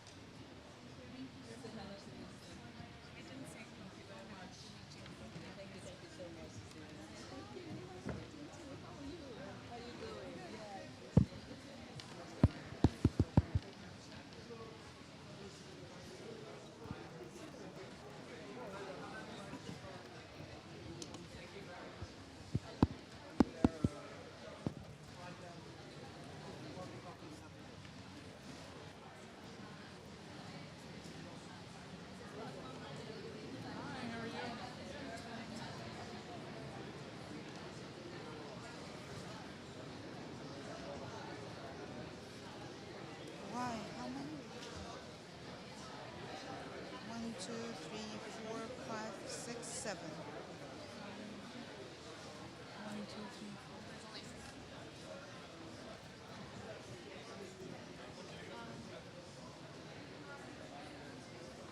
Hi, Jean-Paul Adams.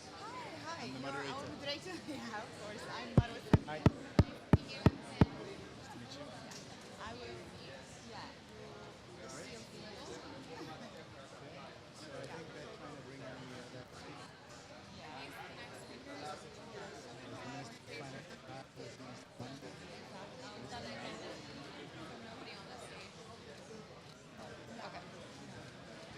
Okay, so I'll just introduce you.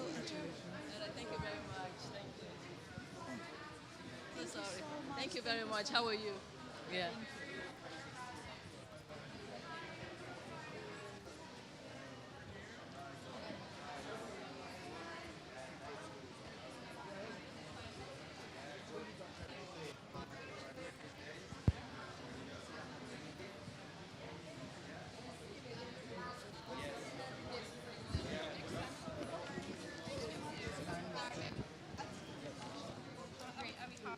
So sorry, the Minister of Finance is not sure.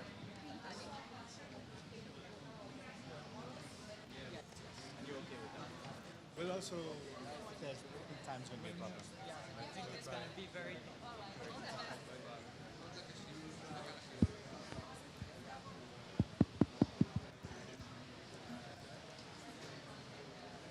Your Excellencies, our distinguished guests, ladies and gentlemen, please, would you mind taking your seats?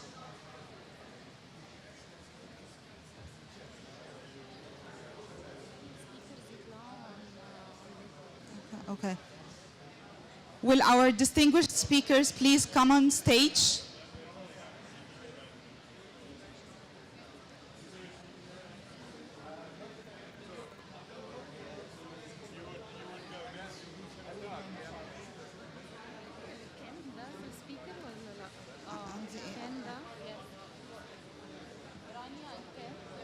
We have. We can have. We can have Dr. Ma'id, then Dr. Rania, Mr. Bowley can sit. Here? Yeah, please. Please. You are Mr. Oh, okay, you can sit wherever you want. I'm Bowley Okay. from IMF. I'm one of the deputies to Christina. Yeah. Nice to meet you. Yeah. Hello. Yes, yes. What does that mean? Welcome. Thank you. Thanks for hosting this. It's a very successful COP. We all enjoy it. Yeah. Boutros Clinic, standard. They were able to get First time in Sharm el Sheikh? Yeah. Yeah. someone Yeah. Okay, I can't.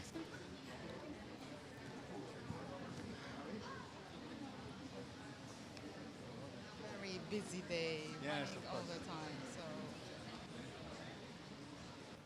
you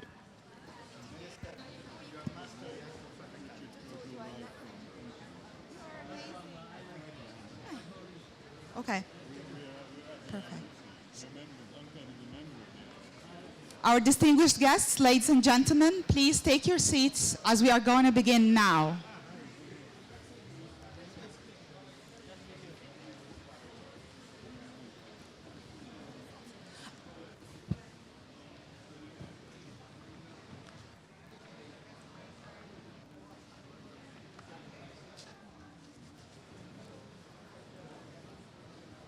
Are you based in New York or Geneva?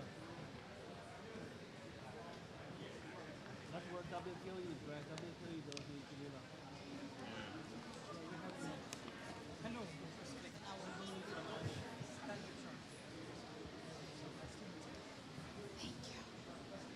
Okay, great. Thank you, Your Excellencies. Of course. Okay. The global climate crisis the world is facing is one of the greatest drivers of unplanned spending in developing countries. Such continued instability has left behind nations with unsustainable levels of public debt, with some vulnerable countries reaching debt to GDP ratio of more than 100%. So how can we promote green economic recovery of developing countries while alleviating the sovereign debt burden? This is what we're going to discuss in this session: sovereign debt for nature and climate investment. I'm delighted to introduce our distinguished moderator, Mr. Jean-Paul Adam, Director and former Minister of Health, Finance, Trade and Blue Economy Foreign Affairs in Seychelles. Our Excellencies on the panel, Her Excellency Dr. Rania Al-Mashot, Egypt Minister of International Cooperation. His Excellency Dr. Mohammed Ma'id, Egypt Minister of Finance. We have Mr. Bowley, Deputy Managing Director, IMF. We have Mr. Richard Kozol-Wright, Director of the Globalization and Development Strategies Divisions, UNCTAD. We have Dr. Boutros Clinic, CEO, Standard Chartered Middle East. And we have Mr. Khan Afri Atta, Minister of Finance, Ghana. And the session will start. Thank you. Thank you very much. Good afternoon once again to Your Excellencies, Ministers, and all participants. We have heard how critical addressing debt will be in the context of investing in climate resilience. Low-income countries are at particular risk for debt distress, with 60% of low-income countries at that risk in 2021. And in particular, there are 23 African countries at high risk of debt distress this year. This is coupled with the high cost of climate change on African economies, expected to be on average 5% of GDP by 2030, but in many cases rising to an excess of 10% of GDP. African countries are also sometimes spending up to 9% of their budgets in responding to climate-related disasters. So being able to address the issue of debt in the context of climate resilience is one of the key solutions that we are looking for at COP27.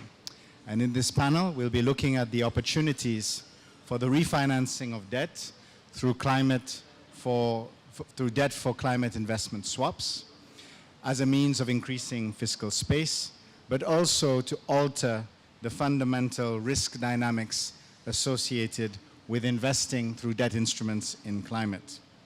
It's also about building a new environment for green finance through debt, linking debt more closely to key performance indicators that are aligned with climate resilience, and also how we can support the understanding of the importance of addressing debt issues in the context of a sustainable debt coalition.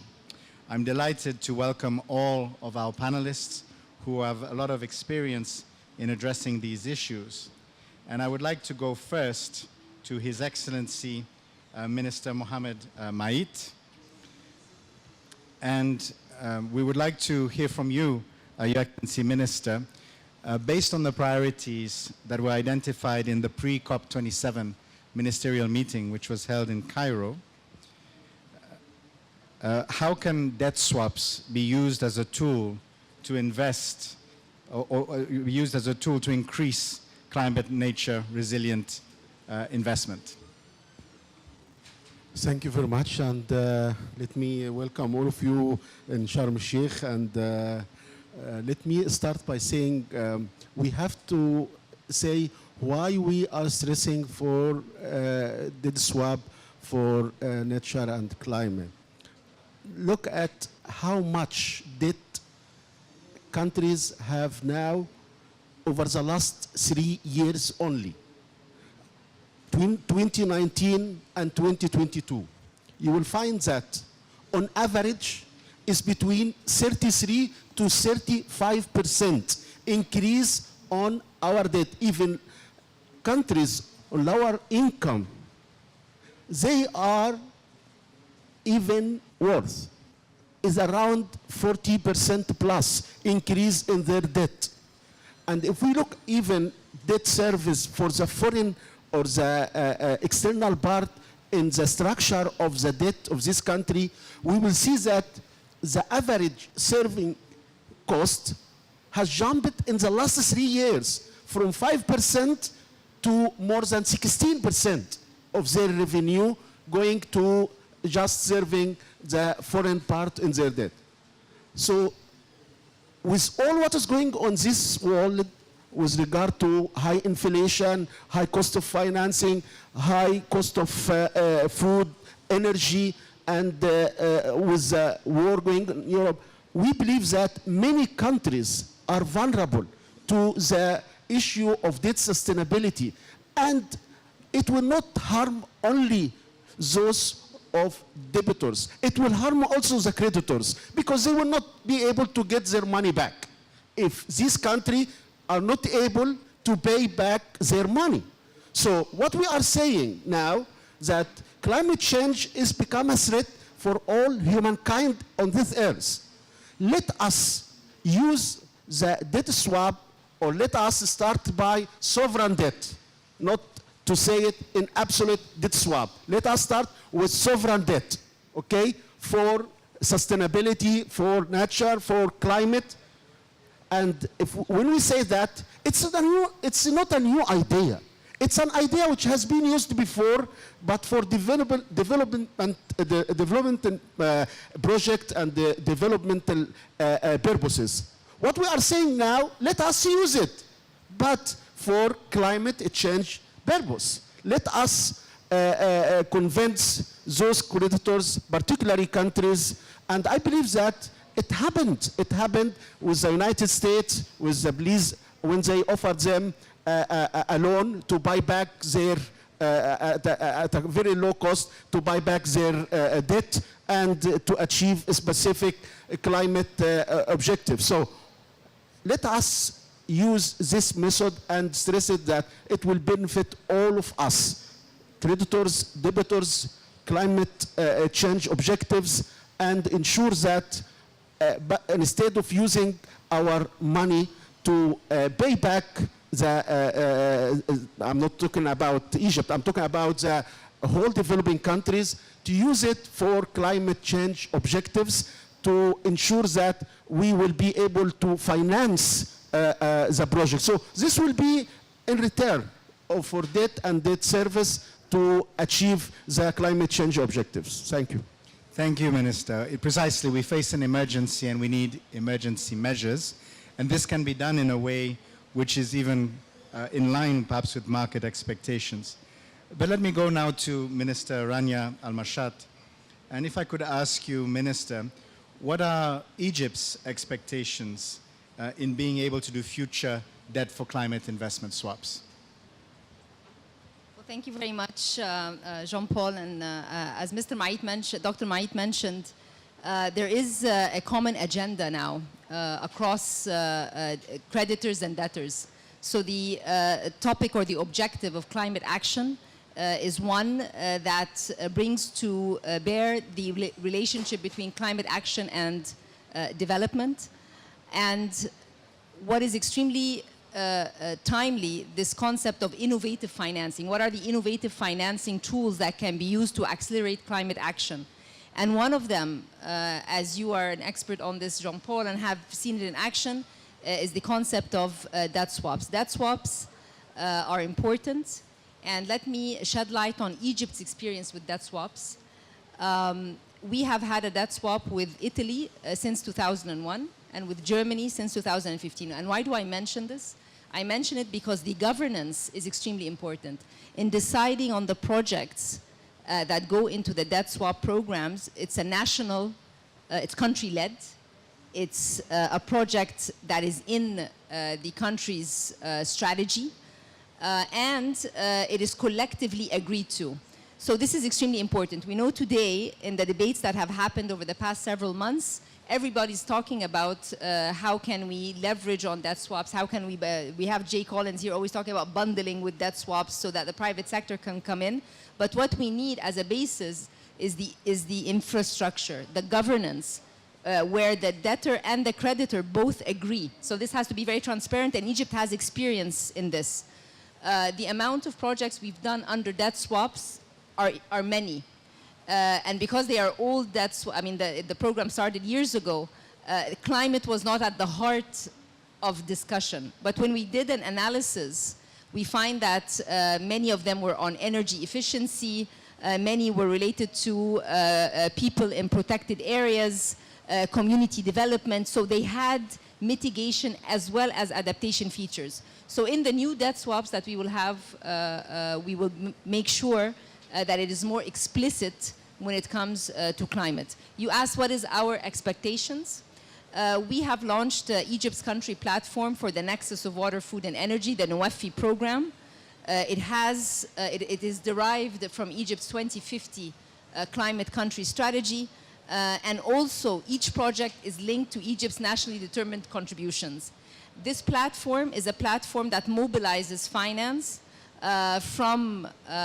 including grants, concessional, technical advisory, debt swaps, and all of this to catalyze the private sector. So before the end of COP, we will announce how much of the NOWAFI program so far will also have an element of debt swaps. And this is extremely important. We wanted to feature we want the platform to feature all the innovative tools that we have been collectively discussing since Glasgow. So from Glasgow to Sharm el-Sheikh, we want Egypt's country platform for the NOWAFI program to be an example of how a country can use its country strategy, its very identified projects, and its partnership with the international community to be able to implement and accelerate action, including the debt swaps. Thank you.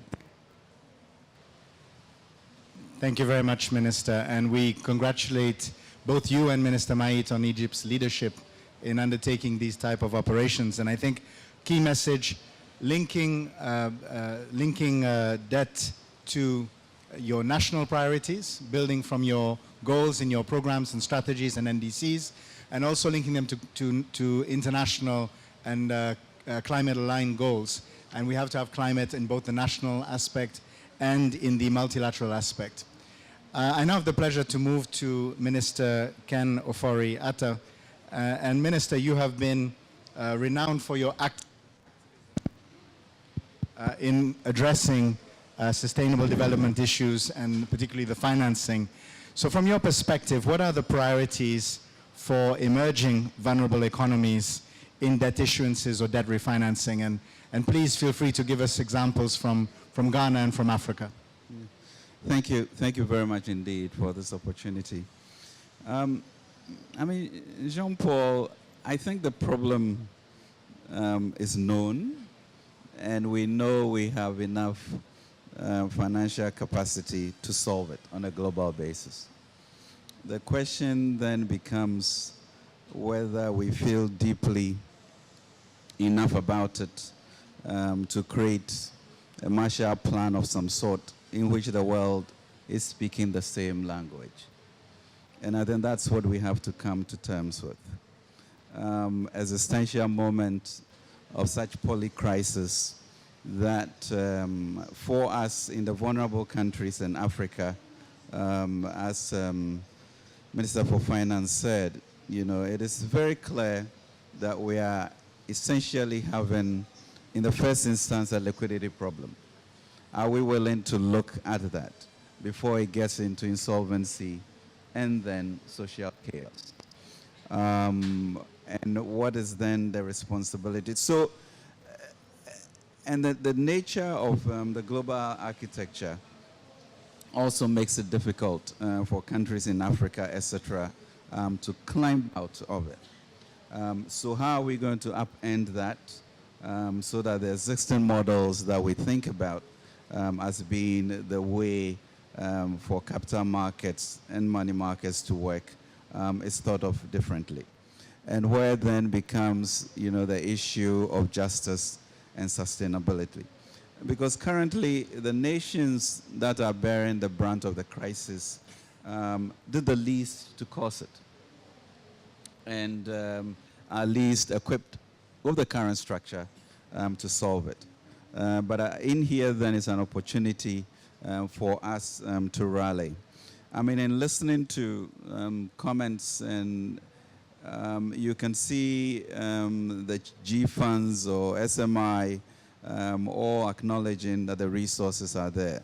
The question is whether these vulnerable countries and African countries can put together the same old documents to be able to then go towards these green funds or green, and that becomes also an impediment, and we need support to be able to structure that.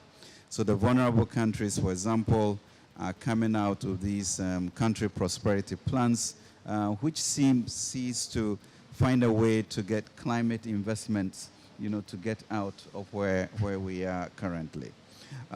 So yes, it is a moment in which we must all honestly sit up, understand that it is in our self-interest to be able to resolve this problem, which can be resolved. Because the truth of the matter is that if Africa and the vulnerable countries do not participate in 1.5 degrees centigrade, they'll still be within the measures that are expected. So how then do you have the responsibility of doing more towards that to save those who caused it? So Jean-Paul, I think it's a fundamental appreciation of that, so that we find the resources to be able to reduce the cost of even these green bonds. I mean, Egypt had a particularly difficult time getting through these green bonds. Just the cost of putting them together before they also slap an additional premium on it because you have an African address. So there's a lot to do. I think we have the power to do it, and whether the multilateral development companies, the philanthropists, and private sector are going to come into a certain partnership which says that these vulnerable countries and African countries, if we don't participate, you know, in resolving this issue, we ourselves, the comfort of what we take for granted would be in jeopardy, and therefore we must make a decision and move forward. Thank you very much, Minister. You've highlighted that justice and sustainability are indivisible. And that includes in the type of debt instruments that we issue, where we need to have that link, and we need to make those instruments affordable, particularly for the most vulnerable countries who may lack the capacity to develop these instruments. I'd now like to move to Mr. Boli, the Deputy Managing Director of the International Monetary Fund. And we have heard the IMF recently talk about the potential that debt swaps may have in terms of dealing with some of the concerns. But can I ask, how concerned is the IMF by the rise in debt in emerging economies? What does this mean in relation to meet climate goals? Thank you. Let me start by saying that we are concerned about the rising debt and also reduce the fiscal space of many of our low-income countries and developing countries.